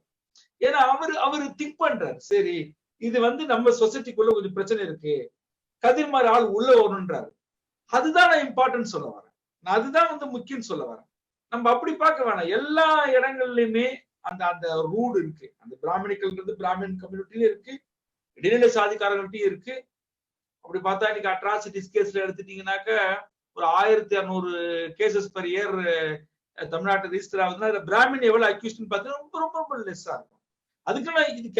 அதுக்கு நான் பிராமினை நான் வந்து ஆதரிக்கிறேன். அந்த பிராமினிக்கல் ஸ்ட்ரக்சர் ஆதரிக்கிறேன். நான் இண்டிவிஜுவலா இதுதான் நம்ம பார்க்கணுமே தவிர எல்லா இடங்கள்லயும் அது நீக்கமர நிறைந்திருக்கு. பிராமின் சமூகத்திலையும் அது இருக்கு, மற்ற இடத்துலயும் இருக்கு. ஈவன் தலித்துக்குள்ளேயும் அந்த பிராமணிகள் சில பேர்கிட்ட அது இருக்கு. சோ நம்ம இதெல்லாம் உடைக்கணும். அது ஒரு இட்ஸ் a pervasive structure. பிராமணிசம்ங்கிறது ஒரு என்கம்பசிங் ஸ்ட்ரக்சர். நம்ம எப்படி அமெரிக்காவில இருந்து ஒரு ப்ராடக்ட் எடுத்துட்டு வந்தாங்க, இல்லைன்னா வெளிநாட்டுல இருந்து ஏதாவது அப்ராட்ல இருந்து வந்திருக்குன்னா உடனே ஆஹா அப்ராட்ல இருந்து வந்திருக்கு அது பெட்டரா இருக்கும் அப்படின்னு நினைச்சு நம்ம வாங்குறோமோ, அதே மாதிரி இந்த cost structure is that inequality that you want to constantly become somebody else. You want to go up that ladder. So that idea of progressing socially is in everybody. So what Kadir is saying is that Brahminism is not necessarily exclusive to Brahmins. It is an idea, it is a concept that sort of encompassed in everybody's life, especially in India. If you're here, you are part of that larger structure. And he also pointed out that when honor crimes happen, about 1,500 honor crimes have happened in Tamil Nadu on a yearly basis. Atrocities, not only honor killing. Honor crimes, so atrocities. And the maximum number of atrocities are not necessarily committed by Brahmins. It's also probably because Brahmins are not in that social space where they have to get down and kill somebody, or they have to get down and operate on a level where they have to take up violence. It is a very complex structure, but I think the simplest answer is no, Brahminism is not practiced only by Brahmins. So வேணா சொல்லலாம். அந்த major கருத்தியல் இருக்கு இல்லைங்களா, அந்த concept வேணா maximum பிராமணிகள் follow பண்ணுவாங்களே தவிர இந்த ரூலர் வந்து இடைநிலை சாதிதான். இந்த பிராமணிகளுடைய அந்த concept maximum. So the conceptualization of the structure was still rests in the hands of the Brahmins, but the practice and the promulgation of it is vested in the powers of the landed middle caste groups. Swami, I'm going to take your question last because you're part of our group and you will have more time with Kadir. I'm going to go and read some of the questions from other members who are watching us. So Manivasagan Ramaswamy அப்படிங்கறவரு கேட்டிருக்காரு, the voice against racism is more powerful while voice against caste is very little. Is it only due to they are relatively better in education and economic development of blacks in America than Dalits in Tamil Nadu? So அவங்களுக்கு better எஜுகேஷனும் எக்கனாமிக்ஸும் இருக்கிறதுனால அவங்களுடைய issues வந்து பெருசா தெரியுது, நம்ம issues பெருசா தெரியலையான்னு கேக்குறாரு. இல்ல உங்களுக்கு ஒரு நீங்க எப்படி சொல்றது, நம்ம இப்ப மோடியும் ட்ரம்ப்பும் வந்து ஒரே விதமான சிந்தனை உள்ளவங்க தான். இருந்தாலும் ட்ரம்ப் கிடைக்கிற மார்க்கெட் மோடிக்கு இல்ல. அந்த அப்படிதான் அதை எடுத்துக்க வேண்டியது இருக்கு. சோ அந்த மேற்கத்திய நாடுகள் அமெரிக்காவெல்லாம் வந்து அது வந்து ஆல்ரெடி நல்லா ஒரு பாப்புலரான ஒரு இஷ்யூவா வெளியில வந்து அதுதான் இன்னைக்கு நமக்கு ஐடியலா தெரியுது. நம்ம இந்தியால இருந்து வருகின்ற ஒரு விஷயத்தை விட அங்க இருந்து வருகின்ற ஒரு விஷயம் தான் பாப்புலரா வெளியில வந்து வருகிறது. சோ அதுதான் நம்ம காரணமா இருக்கலாம். வெறும் அது இது மட்டும் கிடையாது. காஸ்ட் இஷ்யூன்றது ஒரு இந்தியனுக்குள்ளே ஒரு சுருக்கி பாக்குற ஒரு தன்மை இருக்கு. இது வந்து ஒரு இந்தியா ப்ராப்ளமா பாக்குறாங்க. பட் அது வந்து ஒரு குளோபல் இஷ்யூவா மாறி இருக்கு. அதுதான் காரணம். So he's saying Modi and Trump, both of them are similar in their ideologies and approach. But Modi doesn't get as much visibility as Trump does in the global scenario. And this is the same thing that applies to casteism versus racism. Casteism is looked at as a more localized issue, whereas race is in the Western world, and anything in the Western world, like all good things, even bad things get more publicity and press than what happens in India. அடுத்த கேள்வி வந்து கௌதம் கண்ணகி அப்படிங்கிறவர் கேட்டிருக்காங்க. Can you tell us about the power dynamics between Dalit men and Dalit women? So Dalit ஆண்களுக்கும் Dalit பெண்களுக்கும் மத்தியில இருக்கிற அந்த டைனமிக்ஸ், பவர் டைனமிக்ஸ் பத்தி கேட்கிறாரு. கண்டிப்பாக தலித் ஆண்கள் வந்து எல்லா ஆண்கள் மாதிரிதான் அவங்களும் அந்த வீட்டுல வந்து அந்த டாமினேஷன் இருக்கும். ஆனா ஒரு விதத்துல நீங்க பார்க்கும்போது காஸ்ட் இண்டு பெண்களை விட தலித் பெண்களுக்கு லிபரேஷன் அதிகமா இருக்கும். நீங்க ஒரு ஒரு ஒரு ஊருக்கு போய் பாத்தீங்கன்னா நான் தலித் பெண்கள் வந்து ஃப்ரீயா பேச மாட்டாங்க. தலித் பெண்கள் கொஞ்சம் ரொம்பவும் அந்த சோசியல் பார்ட்டிசிபேஷன்ல கொஞ்சம் அதிகமா அவங்க இன்வால்வ் ஆவாங்க. நீங்க பார்த்திருக்கலாம். அதுதான் நான் அந்த இன்வால்வ் ஆகுறது கூட வந்து முக்கியமான காரணம். ரெண்டாவது தலித் பெண்கள் இருக்கக்கூடிய மிகப்பெரிய விஷயம், மிகப்பெரிய தைரியசாலியா இருப்பாங்க. அவங்க எல்லாத்தையும் எதிர்கொள்றதுனால வந்து அவங்களுக்கு அந்த விஷயங்கள் இருக்கும். தலித் ஆண்களை விட தலித் பெண்கள் தைரியசாலி. தலித் ஆண்களை விட தலித் பெண்கள் வந்து நான் தைரியசாலின்னு சொல்லுவேன். தலித் பெண்கள் வந்து ஒரு ஒரு என்ன சொல்லுவேன், எல்லாத்துக்கும் அவங்க மிகப்பெரிய ரோல் மாடல். நான் எப்படி சொல்லுவேன் அப்படின்னா, இன்னைக்கு ஒரு காஸ்ட் குரூப் மிரட்டுவான், அன்னைக்கு மீசையை வச்சுக்கிட்டு மேடையில வந்து அப்படி வெட்டுவோம் குத்துவோம். ஆனா பாருங்க, ஒரு கீரிப்பட்டி பாப்பாப்பட்டி எல்லாம் ஒரு பெண் வந்து துணிஞ்சு அறுவாள் தூக்கிட்டு போயிட்டே இருப்பான். தலித் பெண் ரொம்ப போல்டா போவான். வசந்த மாளிகைன்னு ஒரு பொண்ணு, அதை நான் சொல்லி ஆகும்னு நினைக்கிறேன். அந்த பொண்ணு பேர் வசந்த மாளிகை. அந்த பொண்ணு ஏன் அந்த பேர் வச்சாங்கன்னா, அவங்க அப்பா வந்து வசந்த மாளிகை சினிமா பார்த்துட்டு வருகிற போது அந்த பொண்ணு பிறந்துச்சு. வசந்த மாளிகைன்னா சிவாஜி கணேசன் நடிச்ச படம், அந்த பழைய படம். அப்ப பொண்ணு பிறந்துச்சு. அந்த பொண்ணு வந்து கர்ப்பிணி பண்ணா போய் ஹாஸ்பிட்டல்ல சேர்க்கிறாங்க. சேர்க்கும் போது டாக்டர் இல்ல, அந்த நர்ஸ் வந்து இந்த கொண்டை ஊசியை வச்சு பனிக்கூடத்தை குத்திருக்கிறாங்க. அந்த குழந்தையுடைய தலை வெளியில வந்துருச்சு, பாடி உள்ள இருக்கு, அப்படியே எடுக்க முடியல. எங்க மதுரை கொண்டு வராங்க. குழந்தை எடுக்கும்போது குழந்தை இறந்து போயிடுச்சு. கர்ப்பப்பை வந்து கிழிஞ்சு போச்சு, கிட்னியில ஓட்டை விழுந்து போச்சு. இந்த பொண்ணு வராங்க, ஒரு ஒரு பையோட தூக்கிட்டு வராங்க. என்னமான்னு கேக்குறேன், உனக்கு கர்ப்பப்பை கிழிஞ்சு போச்சு, இனிமேல் நீ குழந்தை பெற்று கொடுக்க முடியாது, அதனால எனக்கு டைவர்ஸ் வாங்கிக்கிறேன் அவங்க ஹஸ்பண்ட் சொல்றாரு. இந்த அம்மா வந்து என்கிட்ட சொல்றாங்க, சார் வந்து எங்க ஹஸ்பண்டை கூட்டு வச்சு பேச்சுவார்த்தை நடத்துங்க அப்படின்றாங்க. இந்த அம்மாவை பார்த்துட்டு, உனக்கு பேச்சுவார்த்தையோட இப்போதைக்கு ஆபரேஷன் தான் முக்கியம்னு சொல்லிட்டு ஒரு ஆபரேஷன் பண்றோம். அவங்க எல்லாம் நல்லா ஆயிடுச்சு. ஒரு 3 மாசம் ஆனா குழந்தை பெற்றுக்க முடியாது, மற்றபடி அந்த கிட்னி இந்த விஷயம் எல்லாம் ஃப்ரீ ஆயிடுச்சு. ஒரு 3 மாசம் கழிச்சு என்ன பார்க்க வந்தாங்க. சார், என் ஹஸ்பண்ட் மேல ஒரு புகார் கொடுத்துருந்தேன்ல, அதை நான் வித்ட்ரா பண்ணிக்கிறேன் அப்படின்னா. என்ன நீங்களும் உங்க ஹஸ்பண்ட் சேர்ந்துட்டீங்களான்னு கேட்டேன். சேரல, என் வீட்டுக்காருக்கு என்னை விட கர்ப்பப்பை தான் வந்து முக்கியமா தெரியுது, அவருக்கு ஒரு 4-5 கர்ப்பப்பை வேணா கடையில வாங்கி கொடுங்க, நான் போராட்டு போயிட்டாங்க. இத நீங்க வந்து இந்த லிபரேஷனை கொண்டு போய் நீங்க எங்க, அவங்களுக்கு பெரியாரும் தெரியாது, அம்பேத்கரும் தெரியாது, கர்ப்பப்பையை கடையில வாங்கி கொடுங்கன்னு சொல்லிட்டு ஒரு பெண், கிராமத்து பெண் சொல்றாங்க அப்படின்னா, அது எவ்வளவு பெரிய பொலிட்டிக்கல் ஸ்டேட்மெண்ட். பட் தலித் ஆண்கள் தலித் பெண்களை ஒடுக்கினாலும் பட் தலித் பெண்கள் ரொம்ப ஆலமிக்கும். எங்க பாட்டி வந்து, எங்க தாத்தா இறந்தப்ப எங்க பாட்டி அழவே இல்லை, இப்படி கூந்தல் அப்படி விரிச்சு போட்டுட்டு இப்படி செஞ்சுட்டு இருந்தாங்க. ஒரு அம்மா வந்து பயங்கரமா விழுந்து விழுந்து அழுதாங்க. உடனே எங்க பாட்டி, இங்க வா, செத்தது ஏன் புருஷன் தானே, நானே அழாம உட்காந்துருக்கு, உன்னை யார் அழ சொன்னா அப்படின்னாங்க. எங்க அப்பா சொல்றாரு, எல்லாரும் பாக்குறாங்க, எல்லாருக்காவது கொஞ்சம் அழுமான்றாரு. எல்லா ஆம்பளைங்களும் அயோக்கியம் தான், வயசாச்சு செத்துட்டாரு, நாங்கெல்லாம் கொஞ்சம் கோவப்பட்டு இருந்தா குடும்பம் உடஞ்சுட்டு இருக்காது, எல்லாத்தையும் பொறுத்துக்க வேண்டியதா இருக்கு. வயசாச்சு செத்து போயிட்டாரா, அடக்கம் பண்றதை பாரு, எனக்கு பசிக்குது, போய் இட்லி வேண்டாம் சொல்றான்ட்டாங்க. இதை என்னத்த சொல்றது, அப்படியே குளிச்சுட்டு உட்கார்ந்து இருந்தாங்க. சாவு வீட்டுல குளிச்சுட்டு எதுவுமே கண்டுக்கல. அவ்வளவு ஒரு லிபரேஷன்.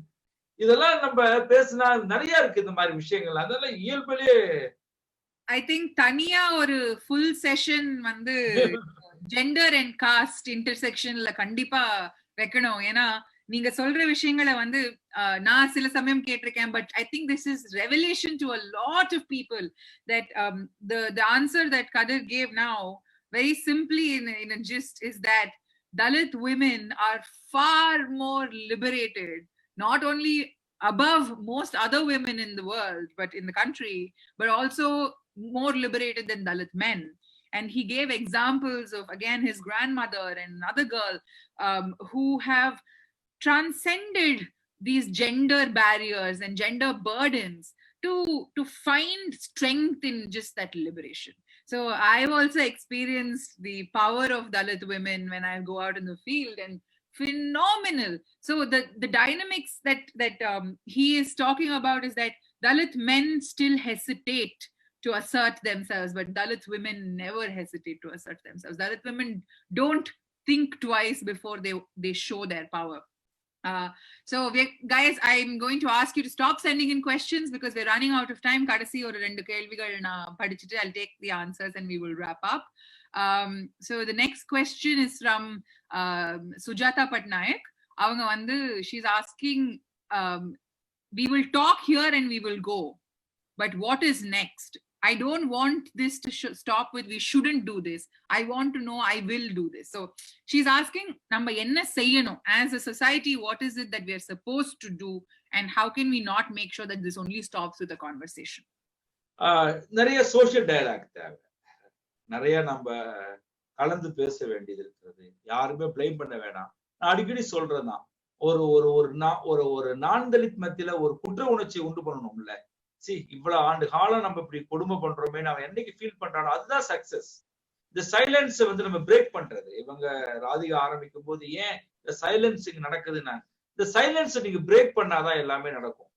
நீங்க வந்து சோ அதுக்கான வேலைகள் தான் நிறைய நம்ம சொல்லுவோம், அவேர்னஸ் பண்ணணும். அதெல்லாம் ஓகேவா இருந்தாலும் நிறைய கலந்துரையாடல் வந்து தேவை. அது ஜெண்டர் பத்தின கலந்துரையாடலா இருக்கலாம், காஸ்ட் பத்தின விஷயங்களா இருக்கலாம், பவர் பாலிடிக்ஸ் பத்தின விஷயமா இருக்கலாம். எல்லாமே நம்ம என்ன பண்ண வேண்டியது இருக்கு, நிறைய சமூகத்துல வந்து நிறைய கலந்துரையாடல் வேண்டி இருக்கிறது. நம்மளே நம்ம ரிவ்யூ பண்ணிக்க வேண்டியது இருக்கு. சோ கத்து கொடுத்துருவோம். So he's saying that for Ms. Sujata's question, he said social dialogue and tremendous amounts of social dialogue is the only way to go forward. And the day when oppressors take a step back and feel bad for what they have done, regret the oppressive history of their own communities, and think for a second with some morality, that's when we will actually achieve the next step. So until then, social dialogue is the only way. Break the silence is the only way forward. Kumar John அப்படிங்கிறவரோட கேள்வி, can we say patriarchy plus Brahmanism is equal to casteism? All of these are same at different levels. Is it right? Subtly vehement in perpetrating and hiding or pretending. So patriarchyum brahmanism சேர்த்தா casteism வருமா அப்படிங்கிறது தான் கேள்வி. பேட்ரியார்க்கியும் பிராமணிசம் தான் casteism வருமா? இல்ல, Brahmanical விஷயம் அது எஸ். நான் என்ன சொல்ல வரேன், பிராமணிக்கல்ன்றது ஒரு முக்கியமான விஷயம். அதுக்குள்ளதான் காஸ்ட் சிஸ்டம் எல்லாமே வருது. காஸ்ட் பேட்ரியார்க்கி எல்லாமே அதுக்குள்ளதான் வருது. அது பட் என்ன பிரச்சனை அப்படின்னாக்கா, நம்ம எங்க அந்த பிராமணிக்கல் அப்படின்ற அந்த ஸ்ட்ரக்சரை பேசுறதுக்கு பதிலா நம்ம பிராமணர்கள் அந்த இடத்துல நின்னுக்கிறோம். அது நம்மளும் உள்ளன்றத அவங்க ஃபீல் பண்றது கிடையாது. அதுதான் அங்க இஷ்யூஸ். நம்ம அதை திருப்பி அதை நம்ம இது எல்லாமே கண்டுபிடிச்சிடறாங்க. Brahmanical concept wise okay, but பிராக்டிக்கலா நம்ம நிறைய விஷயங்களை இறங்கி அது பேச வேண்டியது இருக்கு. இடைநிலை சாதிக்காரங்க பண்ற தவற சொல்ல வேண்டி இருக்கிறது, பிராமணிக்கல் ஸ்ட்ரக்சரை பேச வேண்டியது இருக்கு, பிராமணிக்கல் கருத்தியலை பேச வேண்டியது இருக்கு. கரெக்ட், அவர் சொன்னது கரெக்ட். பட் இது ஆனா அதை காலி பண்ணணும் அப்படின்னா எல்லா மட்டத்திலும் இது பேசினாதான் அது சரியாகும். So he is agreeing to one extent that patriarchy and Brahmanism could form casteism, but it's not as simple and simplistic and gray, black and white as that. Kadasi rendu kelvi. Before I ask this question, Swaminathan kelvi keka pora paava nariya kelvigal kettirudaru. Oru kelvi mattum I am going to ask, adukapram kadasiya ennoda oru kelvi, and we will wrap up. அவருடைய சுவாமியோடைய ஒரு கேள்வி வந்து வாக்கு வங்கி அரசியல் பத்தி, அதாவது vote bank politics. சாதியை vote bank politicsக்காக மட்டுமே பயன்படுத்துறத வந்து பத்தி நீங்க என்ன, வாட் இஸ் யுவர் ஒப்பீனியன்? ஆமா, அது ஒரு ஒரு ஓட் பேங்க்னு ஒண்ணு இல்லைன்னா கொண்டிருப்பாங்க. அது உண்மைதான். நீங்க சொல்றது வந்து அது ஒரு எலிமெண்ட்ஸ் இருக்காது. ஸ்ட்ராங்கா இருக்கு. இல்லைன்னா சொல்ல வரல. கண்டிப்பா அது ஓட் பேங்க்குக்காக தான் அவங்க அதை பயன்படுத்துறாங்கன்றது தெரியும். அது கடந்து வந்துட்டு இந்த பாலிடிக்ஸ் வந்து வெறும் மெயின் ஸ்ட்ரீம் பாலிடிக்ஸ் மட்டும் கிடையாது. ரைட் பேஸ்ட் பாலிடிக்ஸ்னு ஒண்ணு இருக்கு. வெறும் நம்ம பாக்குறதெல்லாம் மெயின் ஸ்ட்ரீம் பாலிடிக்ஸே பேசிட்டு இருக்கோம். ரைட் பேஸ்ட் பாலிடிக்ஸ் தான் வந்து எல்லாத்தையும் அதுதான் வந்து சரியான பாலிடிக்ஸ். அது நம்ம பிஜேபி, ஏடிஎம்கே, டிஎம்கே, காங்கிரஸ் இதுலயே நிக்கிறோமே தவிர இப்ப நம்ம இது யங் பீப்புள் பாலிடிக்ஸ்ன்றதே வந்து ஒரு ரைட் பேஸ்ட் பாலிடிக்ஸ்க்கான வேலைதான் அது. சோ என்ன காரணம் அப்படின்னா, அந்த ஓட் பேங்க் அப்படின்றதுக்கான விஷயம் வந்து அந்த மெயின் ஸ்ட்ரீம் பாலிடிக்ஸ் தான். நீங்க ரைட் பேஸ்ட் பாலிடிக்ஸ் வந்து என்னைக்கு வந்து எமர்ஜிங் ஆகி வெளியில வரீங்களோ அந்த ஓட் பேங்க் சிஸ்டம் வந்து காலி ஆகும். இந்த ஸ்பேஸ் வந்து நம்ம பெருசாக்க வேண்டியதாக இருக்கிறது. நம்மளுக்குள்ள இருக்கிற பெரிய பிரச்சனை என்ன அப்படின்னா, அந்த ரைட் பேஸ்ட் பாலிடிக்ஸ்ல வேலை செய்யறவங்களுக்கு இருக்கிற பெரிய விஷயம் என்னன்னா, இன்க்ளூசிவா இருக்க மாட்டாங்க. நம்மளுக்கு மிகப்பெரிய கிரிட்டிக் நம்மளே வச்சுக்க வேண்டியதா இருக்கு. எல்லாமே எக்ஸ்க்ளூசிவ் தான். இப்ப தலித் பாலிடிக்ஸ்ன்றதே நான் என்ன பொறுத்தவரை ஒரு இன்க்ளூசிவ் பாலிடிக்ஸ் தான். அது எக்ஸ்க்ளூசிவ் கிடையாது. அது எல்லாமே சேர்ந்துதான் அது வேலை செய்ய வேண்டியதா இருக்கு. மார்ட்டின் நீமுல்லர் கவிதை தான் இங்க சொல்ல வேண்டியதா இருக்கு சுவாமிநாதனுக்கு. அவர் சொல்லுவாரு, முதலில் அவர்கள் கம்யூனிஸ்டுகளை பிடித்துக் கொண்டு போக வந்தனர், அப்போது நான் அமைதியாக இருந்தேன், ஏனி நான் கம்யூனிஸ்ட் அல்ல. பிறகு அவர்கள் யூதர்களை பிடித்துக் கொண்டு போக வந்தனர், அப்போது நான் அமைதியாக இருந்தேன், ஏனி நான் யூதன் அல்ல. பிறகு அவர்கள் புராட்டஸ்டன்ட்களை பிடித்துக் கொண்டு போக வந்தனர், அப்போது நான் அமைதியாக இருந்தேன், ஏனி நான் புராட்டஸ்டன்ட் அல்ல. பிறகு அவர்கள் என்னை பிடித்துக் கொண்டு போக வந்தனர், அப்போது எனக்காக பேச யாருமே இல்லைன்னு வந்து. சோ இந்த ரைட் பேஸ்ட் ஆட்கள் வந்து இப்படி தனித்தனியா கிடக்குறான். என்வாயன்மெண்ட் விஷயம், என்வாயன்மெண்ட் மட்டும் குரல் கொடுப்பான். விமன் ஆக்டிவிஸ்ட் விமனுக்கு மட்டும் குரல் கொடுப்பாங்க. தலித் ஆக்டிவிஸ்ட் தலித்துக்கு மட்டும் குரல் கொடுப்பாங்க. என்ன பிரச்சனைனா, விமன் ஆக்டிவிஸ்ட்ன்றவங்க விமனுக்கு பாடுபடுறவங்க விமன் ஆக்டிவிஸ்ட் கிடையாது. அந்த இஷ்யூல ஜெண்டர் லென்ஸ் போட்டு பாக்குறவங்க தான் விமன் ஆக்டிவிஸ்ட். ஒரு இஷ்யூக்குள்ள ஜெண்டர் இஷ்யூ இருக்கா, ஒரு இஷ்யூக்குள்ள காஸ்ட் லென்ஸ் போட்டு பாக்குறவங்க தான் தலித் ஆக்டிவிஸ்ட். தலித் மக்கள் மத்தியில வேலை செய்யறவங்க தலித் ஆக்டிவிஸ்ட் கிடையாது. அந்த இஷ்யூக்குள்ள ஜாதியம் என்ற விஷயம் இருக்கா. இந்த பாலிடிக்ஸ் வந்து நம்ம நிறைய வரணும். பொலிட்டிக்கல் சயின்ஸ் படிக்க போறாங்க நிறைய பேர். நல்ல காசு செலவு பண்ணி போறான். அவனும் என்ன பண்ணிடுறான், ஒரு இடத்துல சொகுசா போய் எங்கேயோ இடத்துல நின்றுக்கிறான தவிர இது ஒண்ணு இருக்கு. ரெண்டாவது வந்துட்டு நிறைய இந்த கிராஸ் ரூட்டும் கான்செப்டும் ரொம்ப இணையிற ஒரு புள்ளி வந்து கேப்பா இருக்கு. இங்க இன்டெலெக்சுவல்ஸ் எல்லாமே பிராக்டிகல் தெரியாது. அவன் ரொம்ப இன்டெலெக்சுவலாவே இருப்பான்.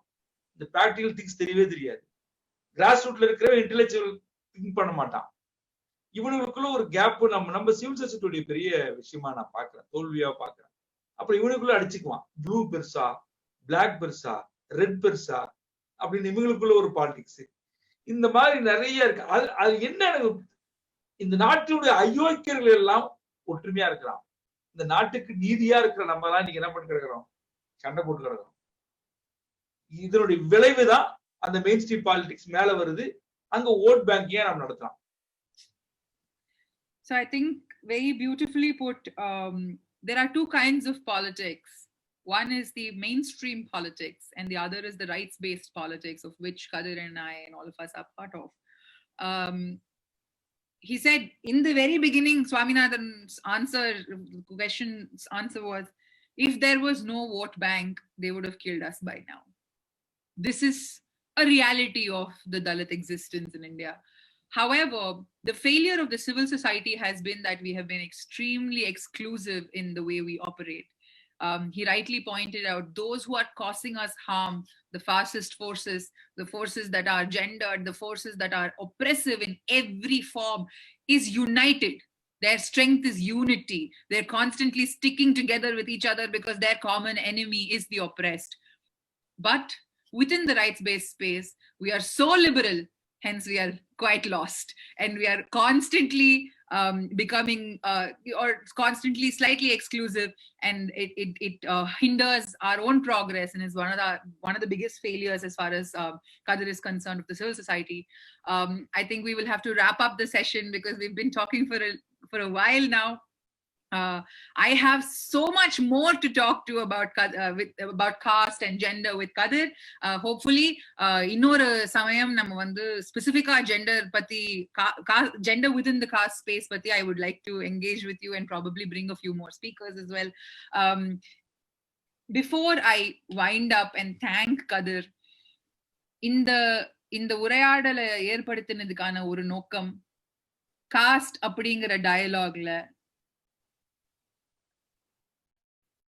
அந்த ஒப்ரெஸ்ட் ஃப்ரேம்வொர்க் குள்ள இல்லாத காஸ்ட் ஹிந்துஸ் பிராமின்ஸ் இவங்க எல்லாரையும் எப்படி எடுத்துட்டு வர முடியும்? How do we engage the caste Hindu Brahmin internet using middle class upper class folks into the caste dialogue? Is it possible and how do we do it?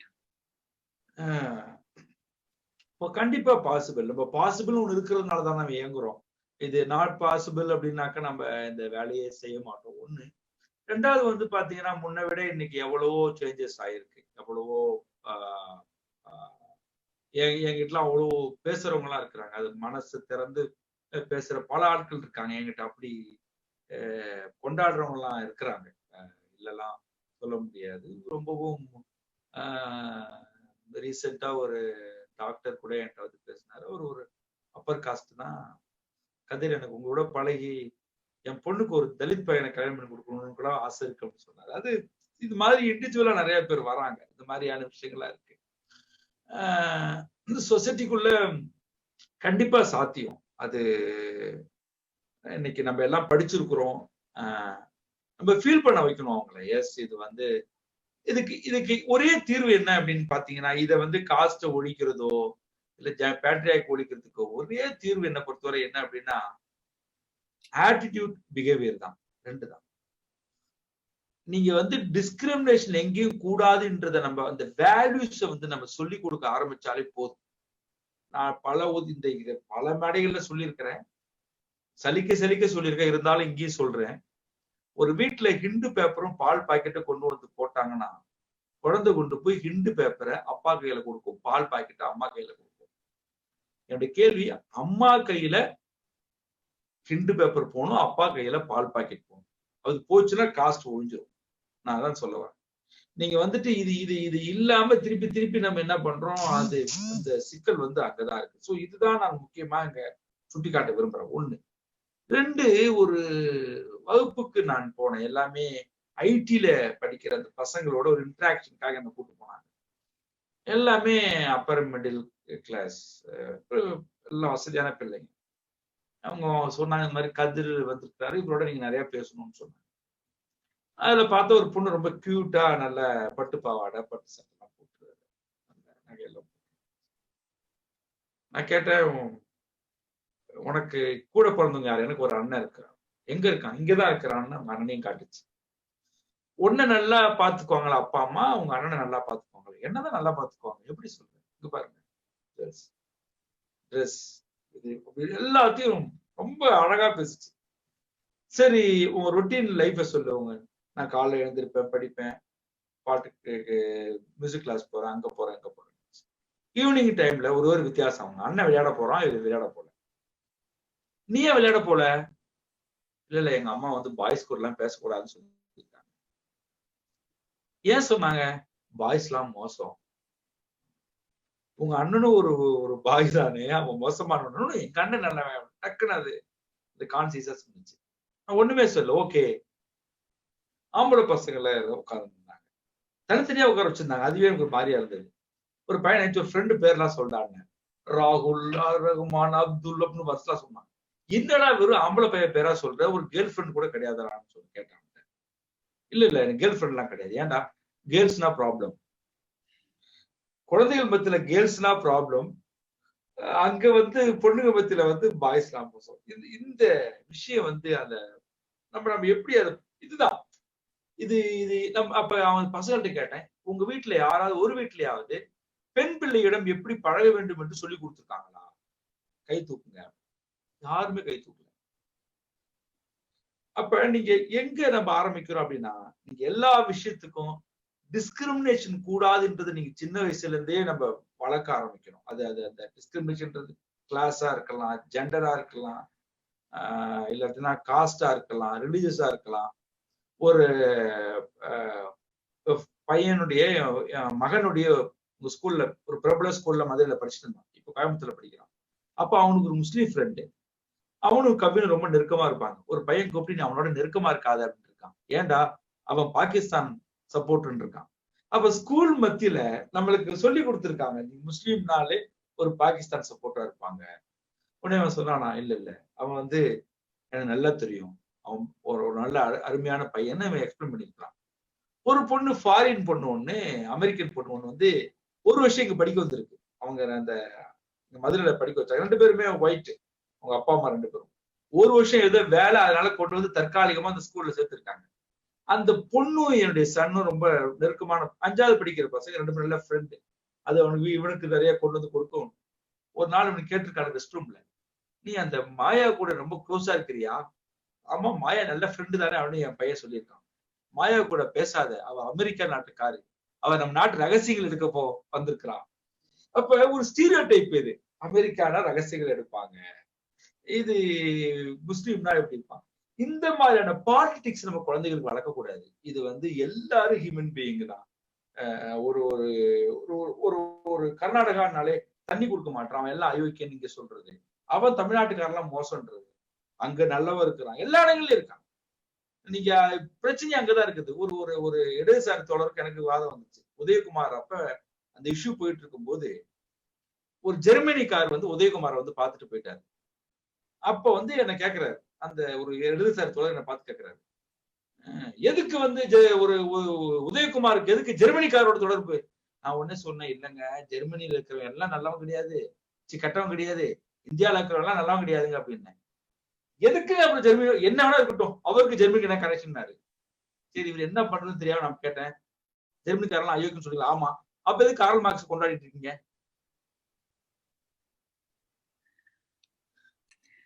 என்னங்க இப்படி கேட்டு வெளியே வந்து கேட்டாரு, என்னங்க இப்படி கேட்டுட்டீங்க, எல்லாம் பதிலே சொல்ல முடியலன்னாரு.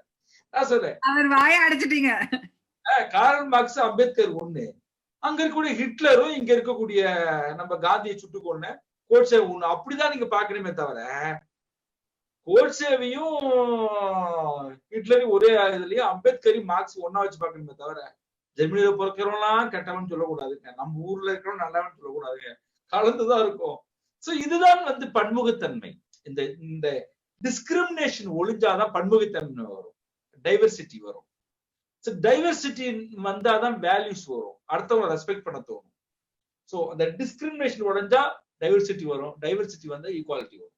Excellent. I think the lesson we will all take back home today is that we need to start imparting impeccable value systems to our children, and the only way to do it is rightly pointed out by Kadir, is when discrimination breaks, diversity will thrive. When diversity thrives, there are better lives for all of us. And generalizations of any kind is only harmful to us. In praise of diversity, I think I will wrap up this session with my dear friend, colleague and comrade and mentor, Kadir. Thank you so much, Kadir. நீங்க வந்து ஒரு 2 மணி நேரம் நம்மளோட இவ்வளவு நல்லா பேசி இந்த உரையாடல் வந்து நான் மனசுல யோசிச்சு வச்சிருந்ததை விட மிக அருமையா அமைஞ்சதுக்கு காரணம் நீங்க பல்வேறு டாபிக்ஸ் ஒரு விஷயத்துக்குள்ள you were able to bring in. Thank you so much for being with us. Thank you very much for all the viewers who are here as well. I want to encourage all of you to continue to send in your comments and suggestions and questions via email. You can find our details on our pages. Stay in touch. Tomorrow we have the same time at 8 o'clock, we have Bhavar Megwanshi, yet another prominent, intelligent Dalit voice, a very powerful Dalit voice, friend of Kadir's, friend of mine, joining us tomorrow. So our Bhavarodia conversation participate பண்ணிக்கோங்க. Tomorrow it will be in Hindi and English. வேற ஏதாவது closing comments, Kadir? நன்றி, நல்லா இருந்தது ராதிகா. நிறைய நல்ல question, நீங்க நல்லா என்ன சொல்றது, ரொம்ப உங்களுடைய கொஸ்டின் நல்லா ஆழமா இருந்ததுனாலதான் இவ்வளவு பேச முடிஞ்சது. ரொம்ப அழகா அதை எல்லா கொஸ்டினையும் கொண்டு வந்து மேட்ச் பண்ணீங்க. Thank you. காஸ்டுடைய பல்வேறு பரிமாணங்களை நீங்க அதை ரொம்ப ரொம்ப டீட்டெயிலா அதை ரொம்ப எளிமையான கேள்வி மாதிரி இருந்துச்சு, பட் வலிமையான கேள்விகள் கூட. அந்த பங்கேற்பாளர் ரொம்ப அருமையா கேள்வி கேட்டாங்க, ரொம்ப நல்லா இருந்துச்சு. Thank you. ஒரு உரையாடல். என்னுடைய குரூப்ல இருந்து என்னோட team members, thank you to all of them because they've spent the past several days preparing for this conversation with me. Ellarum silent participations are in the Zoom call la irukanga, helping me with the technical support and just ideating all of this. Thank you so much for everybody in Young People for Politics, Ek Potli Retki, Kani Nilam. Thank you very much. Hoping for a less casteist society, because we're not yet there for a casteless society. Jai Bhim, Zindabad, Vanakkam, thank you.